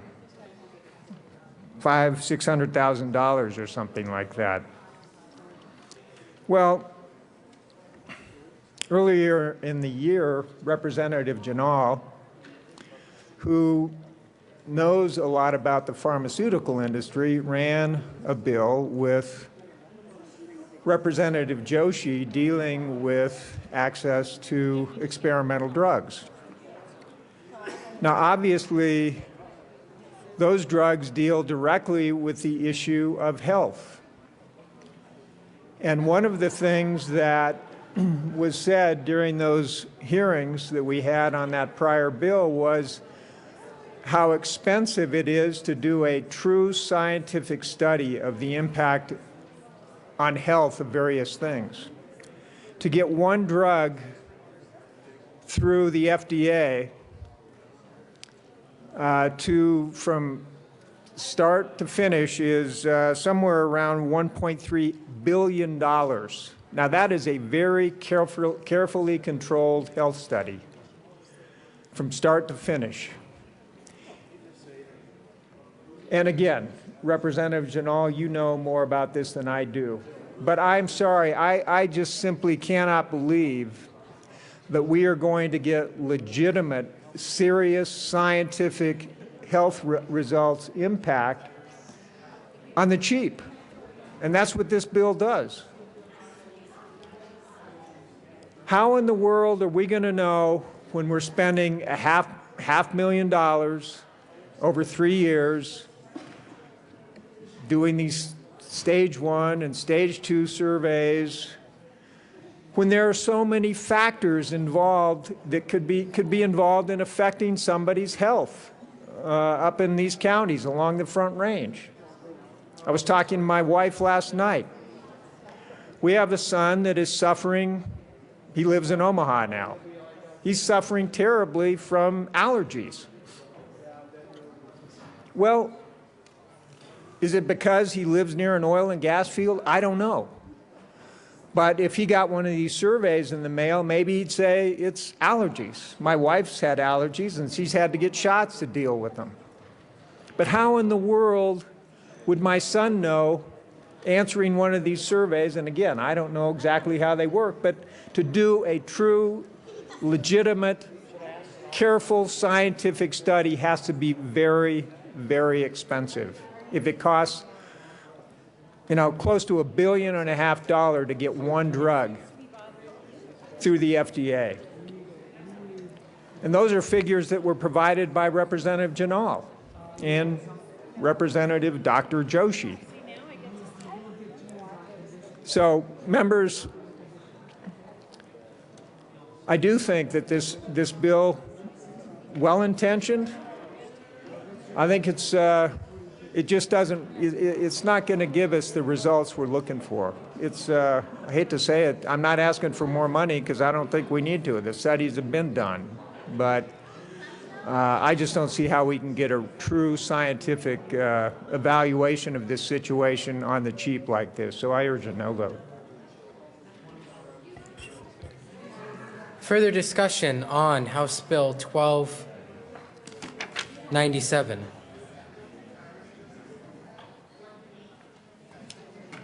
Seeing none, Madam Majority Leader.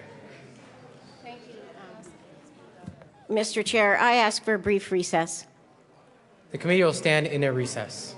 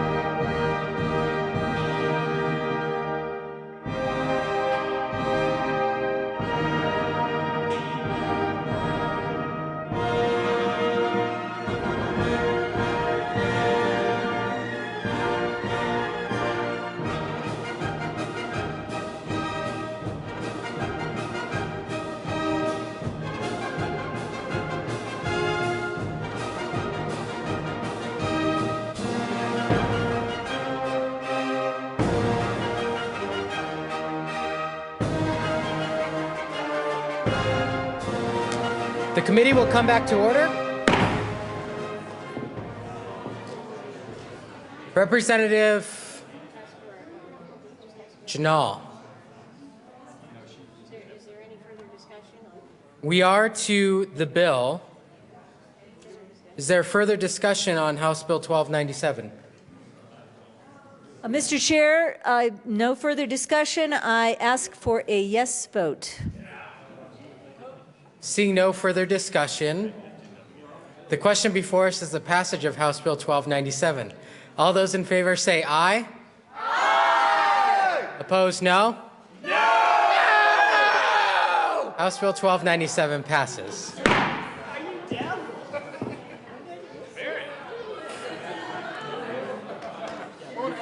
Madam Majority Leader. 1304. Madam Majority Leader. Thank you, Mr. Chair. At the request of the sponsor, I move to lay over House Bill 1304, correct? To May 9.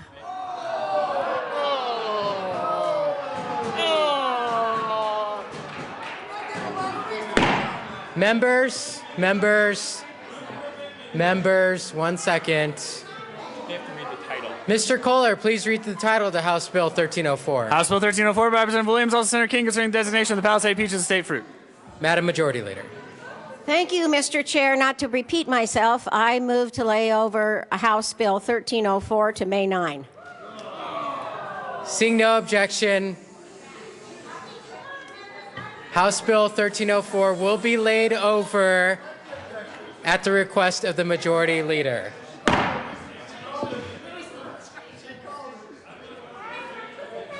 Madam Majority Leader. Thank you, Mr. Chair. I move the committee rise and report. Seeing no objection, the committee will rise and report.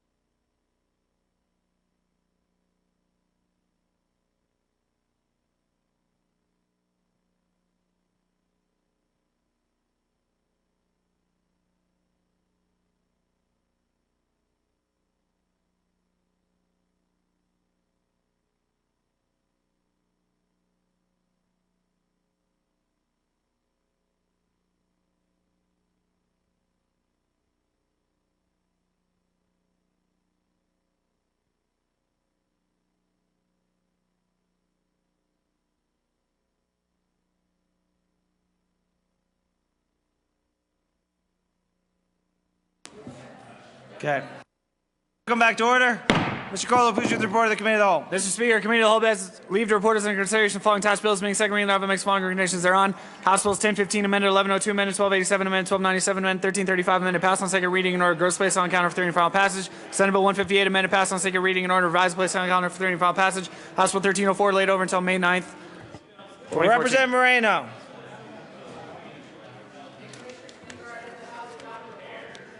You've heard the motion. There are several amendments at the desk. Mr. Kohler, please read the Rankin amendment to the report of the Committee of the Whole. Representative Rankin moved to amend the report of the Committee of the Whole to reverse the action taken by the committee in not adopting the following Rankin Amendment L010 to Senate Bill 158 to show that said amendment passed and that Senate Bill 158 as amended passed. Representative Rankin. Thank you, Mr. Speaker. You may recall, it's been quite a while, what we talked about was... Representative Rankin, can you move the amendment? I move... the Rankin Amendment to the Committee of the Whole? To the Committee of the Whole. Sounds good. To the amendment, Representative Rankin. Thank you, Mr. Speaker. You may recall that we talked about sending the change that we're making, basically making Constitution, to the voters for approval. This is not about denying voter access, has nothing to do with that. Voter access stays exactly the same. We're not disenfranchising anybody. What this is about is avoiding lawsuits and ensuring transparency of our actions where we are interpreting the Constitution. Thank you, Mr. Speaker. Any further discussion? Mr. Assistant Majority Leader. Thank you, Mr. Speaker. Mr. Speaker, I know this is called the Rankin Amendment. I would call this the Hypocrisy Amendment. Representative Pabon. To the amendment and no name calling. Thank you, Mr. Chair. Wasn't calling anyone. Speaker. Mr. You're Speaker. to call names. Look at them right at least. Thank you, Mr. Speaker. I wasn't calling anyone anything. All I was saying is, here's why I would call it that. In 2012, a Republican-controlled legislature decided to introduce a statute that clarified the recall provision in the Constitution. In 1993, a Republican-controlled House and Senate clarified the recall provision in the Constitution. In 1994, they did that. In 1995, they did that. And so now, according to the debate and discussion, because the political climate has changed, we should no longer be allowed to exercise our authority, our sworn duty, to make sure that the Constitution and its provisions are clear and implementable. And so I oppose this amendment because I think we have the right. That right has been affirmed by many of our predecessors, regardless of party, regardless of political climate, and we should do the same. I ask for a no vote. Any further discussion? Seeing none, the question for the House, Mr. Minority Leader. Thank you, Mr. Speaker. And I believe some of the difference between what we've seen before in the past were the fact that we did do some changes to the recall provisions, but we're not fundamentally changing how we conduct those elections, which is what we are doing with this. And I guess if we want to throw some kind of negativity out here, I can say that because 2 Democrats lost in a recall election, now the Democrats want to change the election. Mr. Minority Leader, can we keep it to the bill? And so we try to say that that's not what this is about, but that is the public perception of what's going on here. So I will call a spade if I see it that way, and I urge a no vote, or I vote. Representative Giroux. Thank you, Mr. Speaker. And, you know, I appreciate Representative Rankin's amendment. I appreciate the fact that, you know, we may not agree with what we're all doing here. There are some that are thinking that we're being unfair. There are some that think that we're being childish because we're poor losers. There are some that will be thinking that a person is hypocritical. But the amendment that we're asking for here is not, it's not hypocritical. Hypocrisy is the practice of professing beliefs, feelings, or virtues that one does not hold or possess.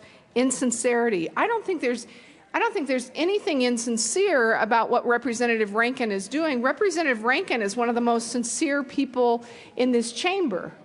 I really respect Representative Rankin, and I think the fact that he's asking to run this amendment, you know, true leadership is doing what you feel most strongly addresses the needs of your constituents. And that's what Representative Rankin is doing with this amendment. And, you know, we can argue back and forth. And you know, I think if you look in the dictionary, and I'll do it right now, and you look up the word snark, you might see my picture. But the point of this is, members, is that Representative Rankin is not being hypocritical here. He means this amendment very sincerely. And he is representing his district. I'm proud of the work that he does. I think his constituents are proud of the fact that he's down here representing them. But he's not being a hypocrite. Absolutely not. I ask for an aye vote.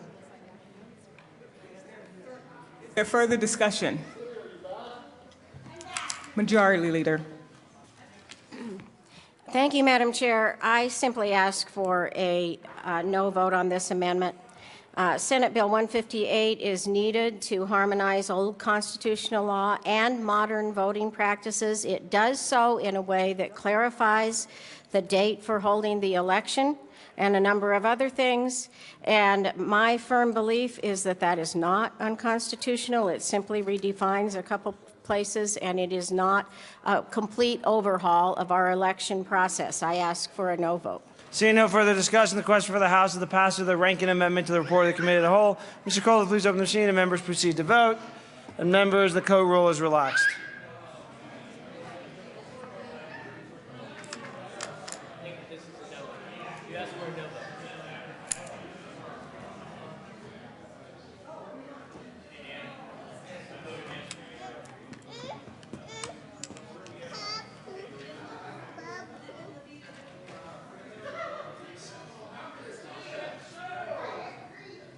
Did you go potty?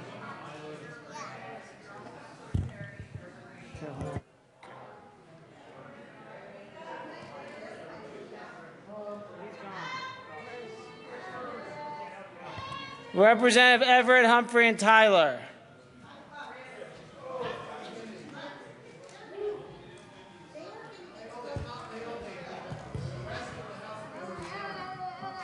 Representative Everett, Humphrey, Tyler, excused and fined $5 each. Close the machine with 24 aye votes, 35 no votes, 6 excused, and 0 absent. The Rankin Amendment to the report of the Committee of the Whole is lost. Mr. Kohler, please read the Sane Amendment to the report of the Committee of the Whole. Representative Sane moved to amend the report of the Committee of the Whole to reverse the action taken by the committee not adopting the following Sane Amendment L018 to Senate Bill 158, so the Senate Amendment passed and the Senate Bill 158 as amended passed. Representative Sane. Thank you, Mr. Speaker. And again, members, I move the Sane Amendment to the Committee of the Whole. To the amendment, Representative Sane. Thank you, Mr. Speaker. Members, what this does is it gives military members, excuse me? Is there something I need to do here? Okay, all right. I guess we're all a little tired tonight, aren't we? What this amendment does is it basically gives an extra 8 days for our military members. That's what this amendment does. And this is important because we need to give them every consideration in voting for whatever election there is, especially something as important as this. That's all it does, is it gives our military members, it doesn't discriminate against our military members. It gives them those 8 extra days, so they have those 45 days. 8 extra days isn't asking for a lot. It's not going to push the elections out to the breaking point. We need to give our military members that extra amount of time, and I think they are due it, and we owe it to them. Thank you. Representative Hollinghorse. Thank you, Mr. Speaker. I ask for a no vote. This amendment is not necessary to properly get ballots to the military. Seeing no further discussion, the question for the House is the passage of the same amendment to the report of the committee of the whole. Mr. Kohler, please open the machine and members proceed to vote.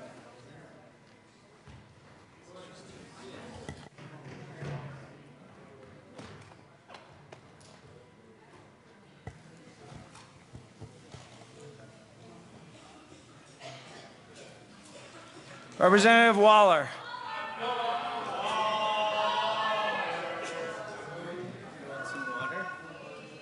Close the machine with 26 aye votes, 36 no votes, 3 excused, and 0 absent. The same amendment to the report of the committee of the whole is lost.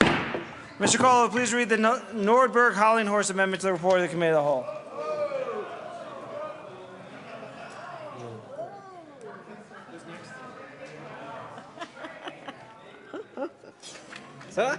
Nordberg-Hollinghorse. Okay, that's fine. Are you going to move? Representatives Nordberg and Hollinghorse move to amend the report of the committee of the whole to reverse the action taken by the committee in not adopting the following Nordberg Amendment L015 to Senate Bill 158 to show the said amendment passed and the Senate Bill 158 as amended passed. Representative Nordberg. Thank you, Mr. Speaker. I move the Nordberg-Hollinghorst Amendment to the Committee of the Whole. To the amendment, Representative Nordberg. Thank you, Mr. Speaker. Members, thank the Madam Majority Leader for her assistance on this amendment. What this does is allows voters who are UOCAVA voters, those serving overseas, to submit their ballots electronically for recall elections. Simple amendment, so would ask for a yes vote. Madam Majority Leader. Thank you, Mr. Speaker. And as I know you all know, the Majority Leader is seldom wrong about anything. But on this particular amendment, I was wrong. I wanted to check to make sure this wasn't duplicative of other items in the agenda and that, in fact, it could be implemented. And after checking that out thoroughly, I concede that, as a matter of fact, it isn't duplicative and it can be implemented, and it is a great idea, and I ask for a yes vote. Thank you very much, Representative. Thank you. Seeing no further discussion, the question before the House is the passage of the Nordberg-Hollinghorse Amendment to the report of the Committee of the Whole. Mr. Kohler, please open the machine and members proceed to vote.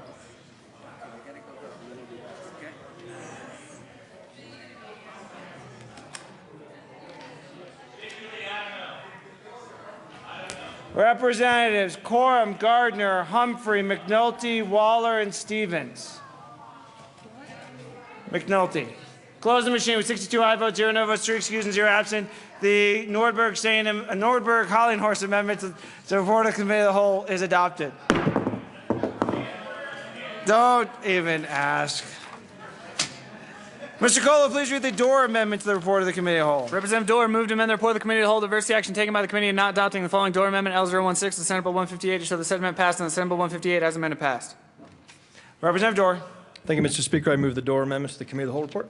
To the amendment, Representative Dorr. Thank you, Mr. Speaker. Members, we heard this morning, although it may feel like it was a week ago.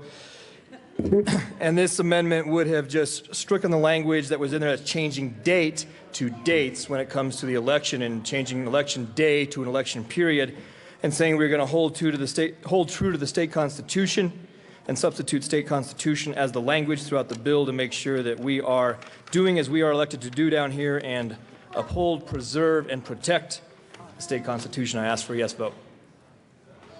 Madam Majority Leader. There's any. Thank you, Mr. Chair. I ask for a no vote on this amendment.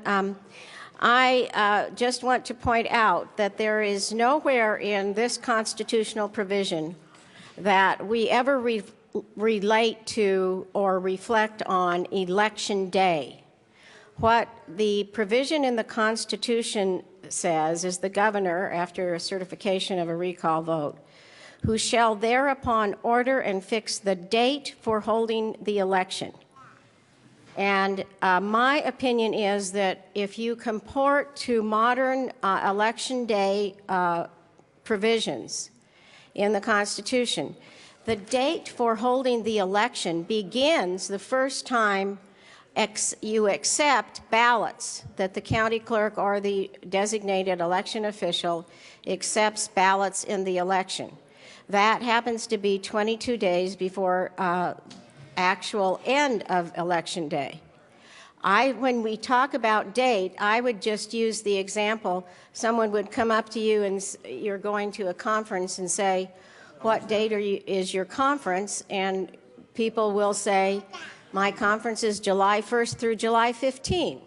And that's exactly what we're defining here, that comports with modern election day principles, and yet I believe also provides for a way to set the election day so that everyone can be franchised to vote. We do not disenfranchise anyone, and it's highly constitutional. I ask for a no vote. Representative Murray. Thank you, Mr. Speaker. With all due respect to the majority leader, date is singular. It's not plural, right? Representative Court, date is singular. So it means one day, not a series of days. One day, singular. So that's the essence of what we're struggling with this bill is, yes, we can see that there are days where people are voting, but that's not what the Constitution says. The Constitution calls out one date. So urge an aye vote on the amendment. Seeing no further discussion, the question for the House, the passage of the Dorr Amendment to the report of the committee in whole. Mr. Kohler, please open the machine, and members proceed to vote.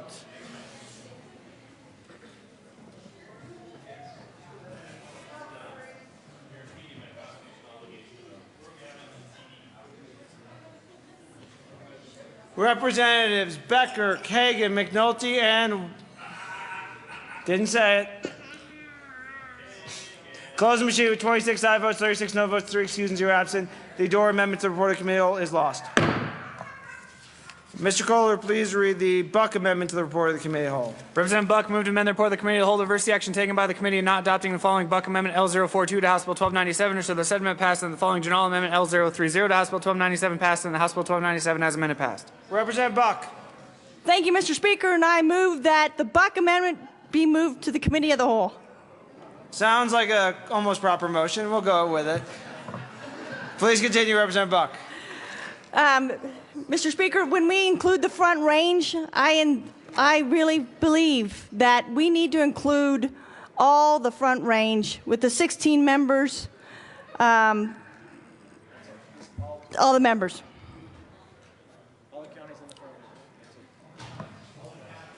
Denver, Jefferson, Douglas, Elbert, Park, Clear Creek, Gilpin, El Paso, Teller, Fremont, and Pueblo.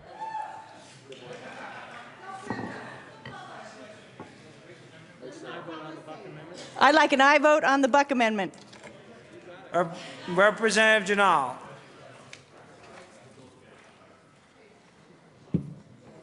Thank you, Mr. Speaker. I ask for a no vote. I ask for a no vote because there are, whatever you get from the 6 counties and the results of that can be utilized possibly in a larger study, if it shows anything at all. So the majority of the other counties could benefit from whatever findings show in the 6 counties that we're representing in this bill. I ask for no vote. Representative McNulty.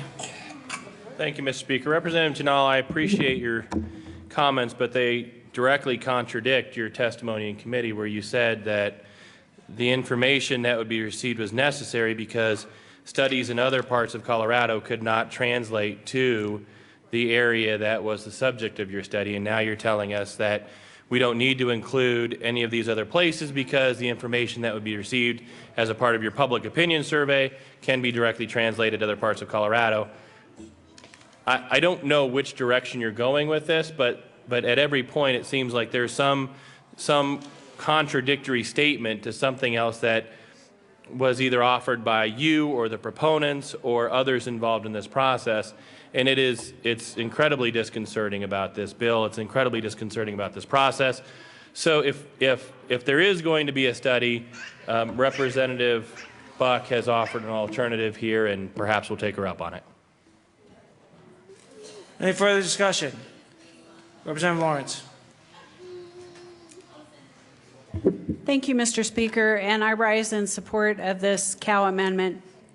As I mentioned earlier, this County of Denver has quite a few oil and gas wells out at the airport, and I think if we're going to have a study about the effects of oil and gas on the quality of life and the health of people along the Front Range, which is what the bill says, that we should include every county along the Front Range so that we have a true representation of the effects across the spectrum, not just in a small narrowed area, but across the spectrum of the Front Range. So I would ask for an aye vote on this amendment. Seeing no further discussion, the question for the House is the passage of the Buck Amendment to the report of the Committee of the Whole. Mr. Cole, please open the machine and members proceed to vote.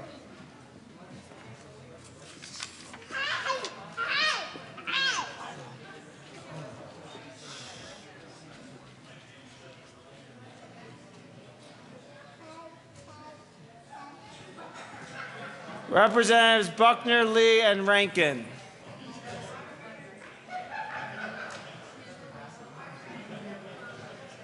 Close the machine with 26 aye votes, 37 no votes, 2 excused, and 0 absent. The Buck Amendment to the report of the Committee of the Whole is lost. Mr. Kohler, please read the Swam Amendment to the report of the Committee of the Whole. Representative Swam moved to amend the report of the Committee of the Whole to reverse the action taken by the committee not adopting the following Swam Amendment L045 to House Bill 1297 to show the said amendment passed and the House Bill 1297 as amended passed. Representative Swam. Thank you, Mr. Speaker. I move the Swam Amendment to the report of the Committee of the Whole. To the amendment, Representative Swam. Thank you, Mr. Speaker. Members, I think I figured out why you didn't vote for my amendment. It actually, the way that Joel originally drafted the amendment, it had a period at the end rather than a semicolon. We've got that fixed now, and I know Joel's a big guy. He's willing to take the blame for that.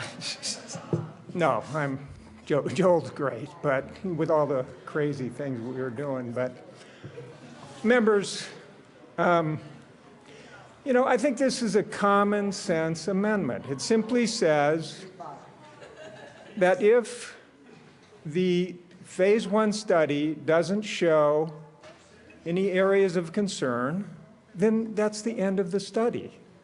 But instead, the way the bill reads right now, it says, regardless of what the phase 1 study shows, they've got to move on to the phase 2 study because it presupposes that there are going to be 2 areas of concern. You know, my friends, I'm sorry. That's not how you do a study. You don't start off with preconceived notions. And this, the way the bill is drafted right now, has preconceived notions. And I just don't see why this would be a problem. I think the sponsor is quite confident that they're going to find issues in the phase 1 study, and if so, then why do we need to mandate a continuation in phase 2? But I think the way the bill is structured right now, it displays a bias, and I think this helps remove that. So I urge a yes vote on the SWAM amendment to the Committee of the Whole. Thank you. Representative Janal. Thank you, Mr. Speaker. I ask for a no vote. This issue has been discussed at length already, and it's just it doesn't hold true. It's you can't do one and not the other, and nothing's assuming that we're positive or negative on any of this. We're not making any assumptions. So I ask for a no vote. Seeing no further discussion, the question for the House is the adoption of the SWAM Amendment to the report of the Committee of the Whole. Mr. Kohler, please open the machine and members proceed to vote.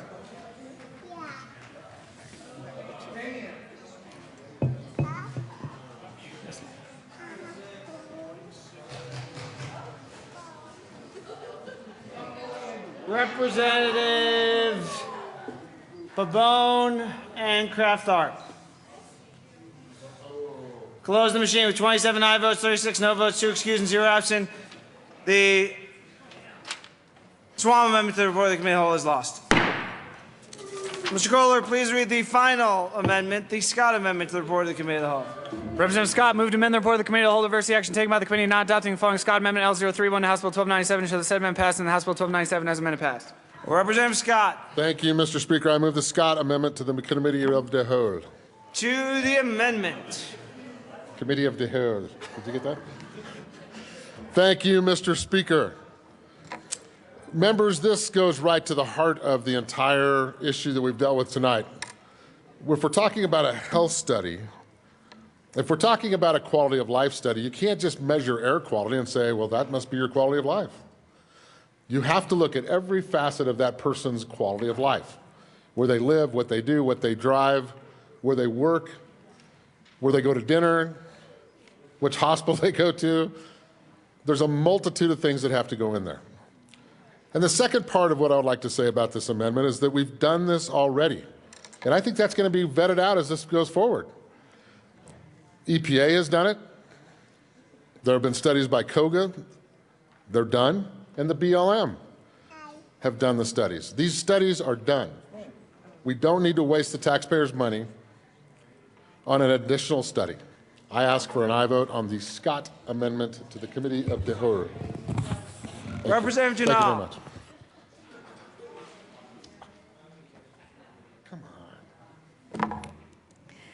Thank you, Mr. Speaker. I ask for a no vote.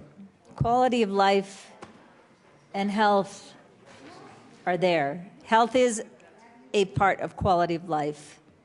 And CDPHE and the Scientific Advisory Committee will ensure that it follows the parameters so that it looks specifically at health issues. I ask for no vote. Mr. Minority Leader. Thank you, Mr. Speaker, and I will urge an aye vote. When we're looking at things like quality of life, let's say, for instance, we run this entire industry out and 110,000 people lose their job. What's quality of life for those people? So when we look at things like access to jobs, how can that not be considered when we're looking at things like quality of life? And so this gives this study parameters. This says, let's look at everything if we're actually going to say this has to deal with quality of life. And that's why I urge an aye vote. Seeing no further discussion, the question for the House is the passage of the Scott Amendment to the report of the Committee of the Whole. Mr. Kohler, please open the machine and members proceed to vote. On a vote of 30,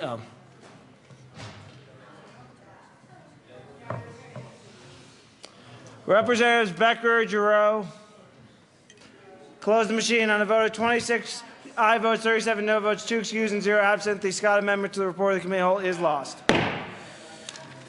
Mr. Kohler, please open the machine and members proceed to vote on adoption of the report of the Committee of the Whole.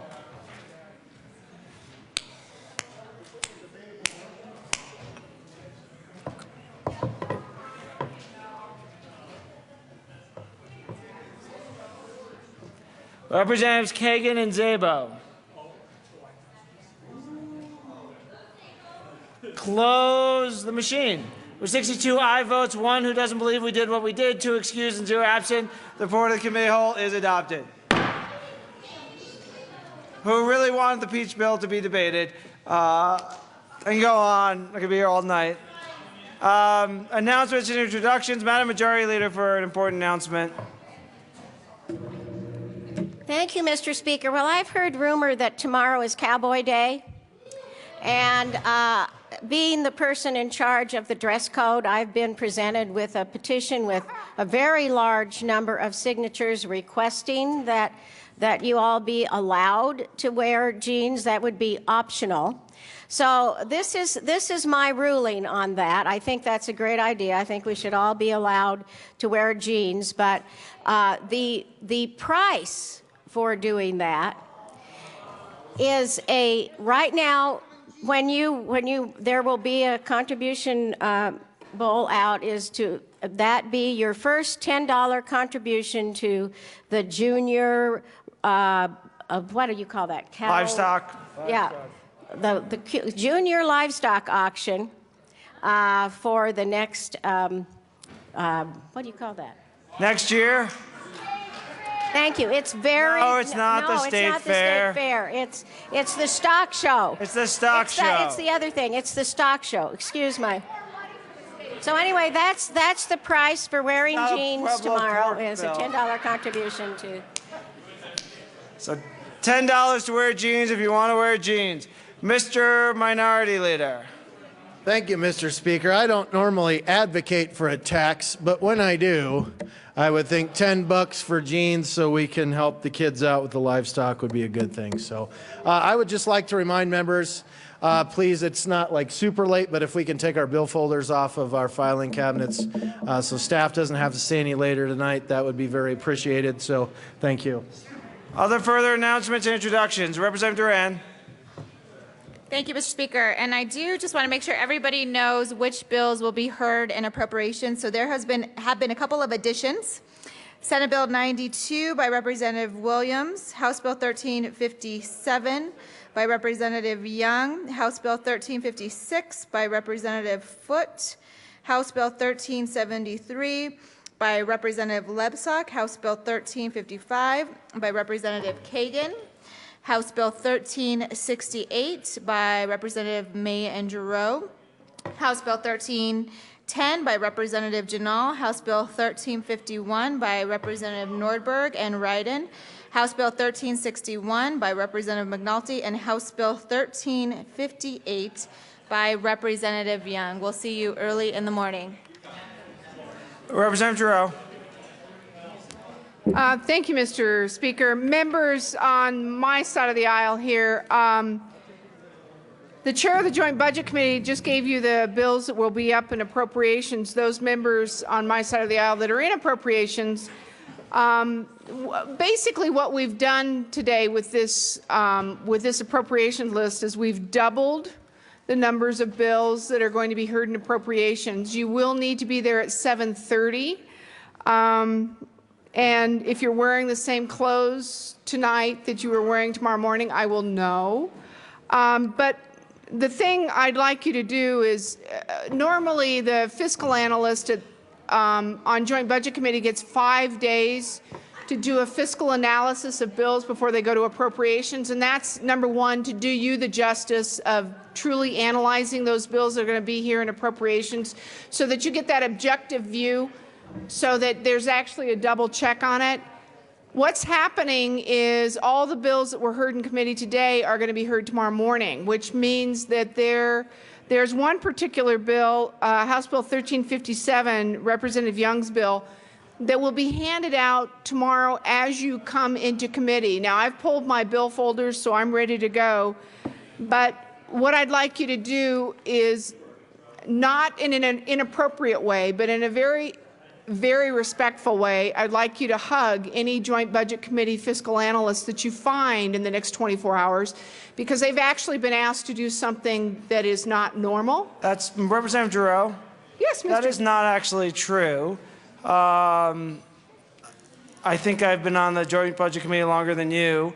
And that is not true. At the end of session, this is very common to have a provision in the calendar that says any bills referred to the Joint Budget Committee, to the Appropriations Committee, will be heard upon the next meeting of the Appropriations Committee. It's not uncommon to have 40 to 50 bills in an Appropriations Committee hearing either as well and get done by 9 a.m. So we'll see if you can do that, Representative Giroux. Thank you, Mr. Speaker. And actually, I think, Mr. Speaker, but by the time I'm done here in 3 weeks, thank you, God, I think you and I will have served the same amount of time on the Joint Budget Committee. I could be wrong, but I think we will have. I was 3 years and 3/4. Okay, so I'll be 4 years at the end. But anyway, members, the point of it is that I would appreciate you giving them the due consideration that they deserve. Go through your bills tonight. Be prepared, and we'll see you tomorrow morning at 7:30. Representative Vigil. Thank you, Mr. Speaker. CDC members, 8 o'clock tomorrow morning. Be on time. We've got a few bills to discuss, and what we call the Fix-It bill will also be discussed tomorrow. Thank you. Seeing no further announcement or introductions, members, you are free to go. We have a few things to read across the desk. Reports of committees of reference. The Committee on Agriculture, Livestock, and Natural Resources, after consideration on the merits, committee recommends following House Bill 1332 be amended as follows, and ask subcommittee to be referred to the Committee on Appropriations for recommendation. The Committee on Finance, after consideration on the merits, the committee recommends following House Bill 1356 be referred favorably to the Committee on Appropriations. House Bill 1373 be referred favorably to the Committee on Appropriations. The Committee on Local Government, after consideration on the merits, committee recommends following House Bill 1343 be amended as follows, and ask subcommittee to be referred to the Committee on State Veterans and Military Affairs with favorable recommendation. The Committee on State Veterans and Military Affairs, after consideration on the merits, committee recommends following House Bill 1365 be referred to the Committee on favorable recommendation. Signing bills, resolution, memorials. Speaker has The remainder signed. of the report will be printed in the journal. Introduction of bills. House Bill 1380 by Representatives Gardner and Fields, also Senator Nicholson, concerning the Colorado Coroner Standards and Trading Board.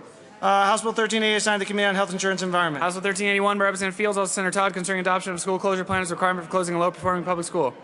House Bill 1381 assigned to the Committee on Education. House Bill 1382 by Representatives Young and Wilson, also Senators Kerr and Roberts, concerning delivery of online education within the public elementary and secondary education system. House Bill 1382 assigned to the Committee on Education. House Bill 1383 by Representative Williams, also Senators Talktrop and Newellberry, concerning the required number of physicians that must be provided to an injured employee for selection of a treating physician in workers' compensation cases. House Bill 1383 assigned to the Committee on Business, Labor, Economic, and Workforce Development. Senate Bill 2 by Senators Carroll and Cadman, also Representatives Ferrandino and Del Grosso, concerning transferring the Safe Hotel program to the Department of Law in connection with making and reducing appropriations. Senate Bill 2 assigned to the Committee on Judiciary.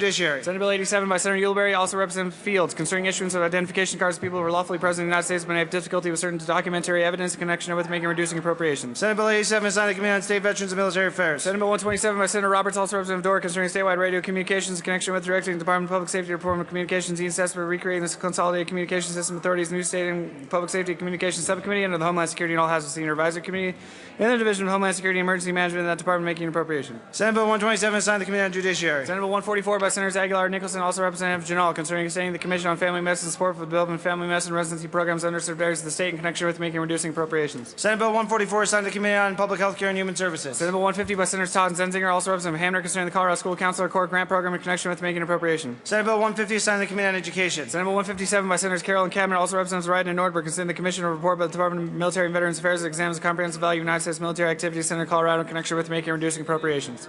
Senate Bill 157 assigned to the Committee on State Veterans and Military Affairs. Senate Bill 166 by Senators Carroll and Rivera, also Representatives Tyler and Garcia, concerning development of mobile application software in the Colorado Office of Economic Development that users may access to identify local businesses in connection with making and reducing appropriations. Senate Bill 166 assigned to the Committee on Business, Labor, Economic, and Workforce Development. Senate Bill 167 by Senator Zenzinger, also Representative Fields, concerning initiatives supporting innovation among alternative education campuses and serving high-risk students in connection with making an appropriation. Senate Bill 167 assigned to the Committee on Education. Senate Bill 168 by Senator Lambert, also Representative May, concerning the salary structure for compensating teachers employed by the Colorado School for the Deaf and the Blind. Senate Bill 168 assigned to the Committee on Education. Senate Bill 173 by Senators John and King, also Representative Singer and McNulty, concerning the recommendation that certain persons be offered a test for the hepatitis C virus. Senate Bill 173 assigned to the Committee on Health Insurance and Environment. Senate Bill 174 by Senators Heath and Johnston, also Representatives McLaughlin and Pabon, concerning the creation of the Prosecution Fellowship Program. Senate Bill 174 assigned to the Committee on Judiciary. Madam Majority Leader. Thank you, Mr. Speaker. I move to lay over the balance of the calendar until tomorrow, April 17. Seeing no objection, the balance account will be laid over until tomorrow. Madam Majority Leader. Thank you, Mr. Speaker. I move that the House stand in adjournment until tomorrow, April 17 at 9 a.m. Seeing no objection, the House will stand adjourned until 9 a.m. tomorrow morning.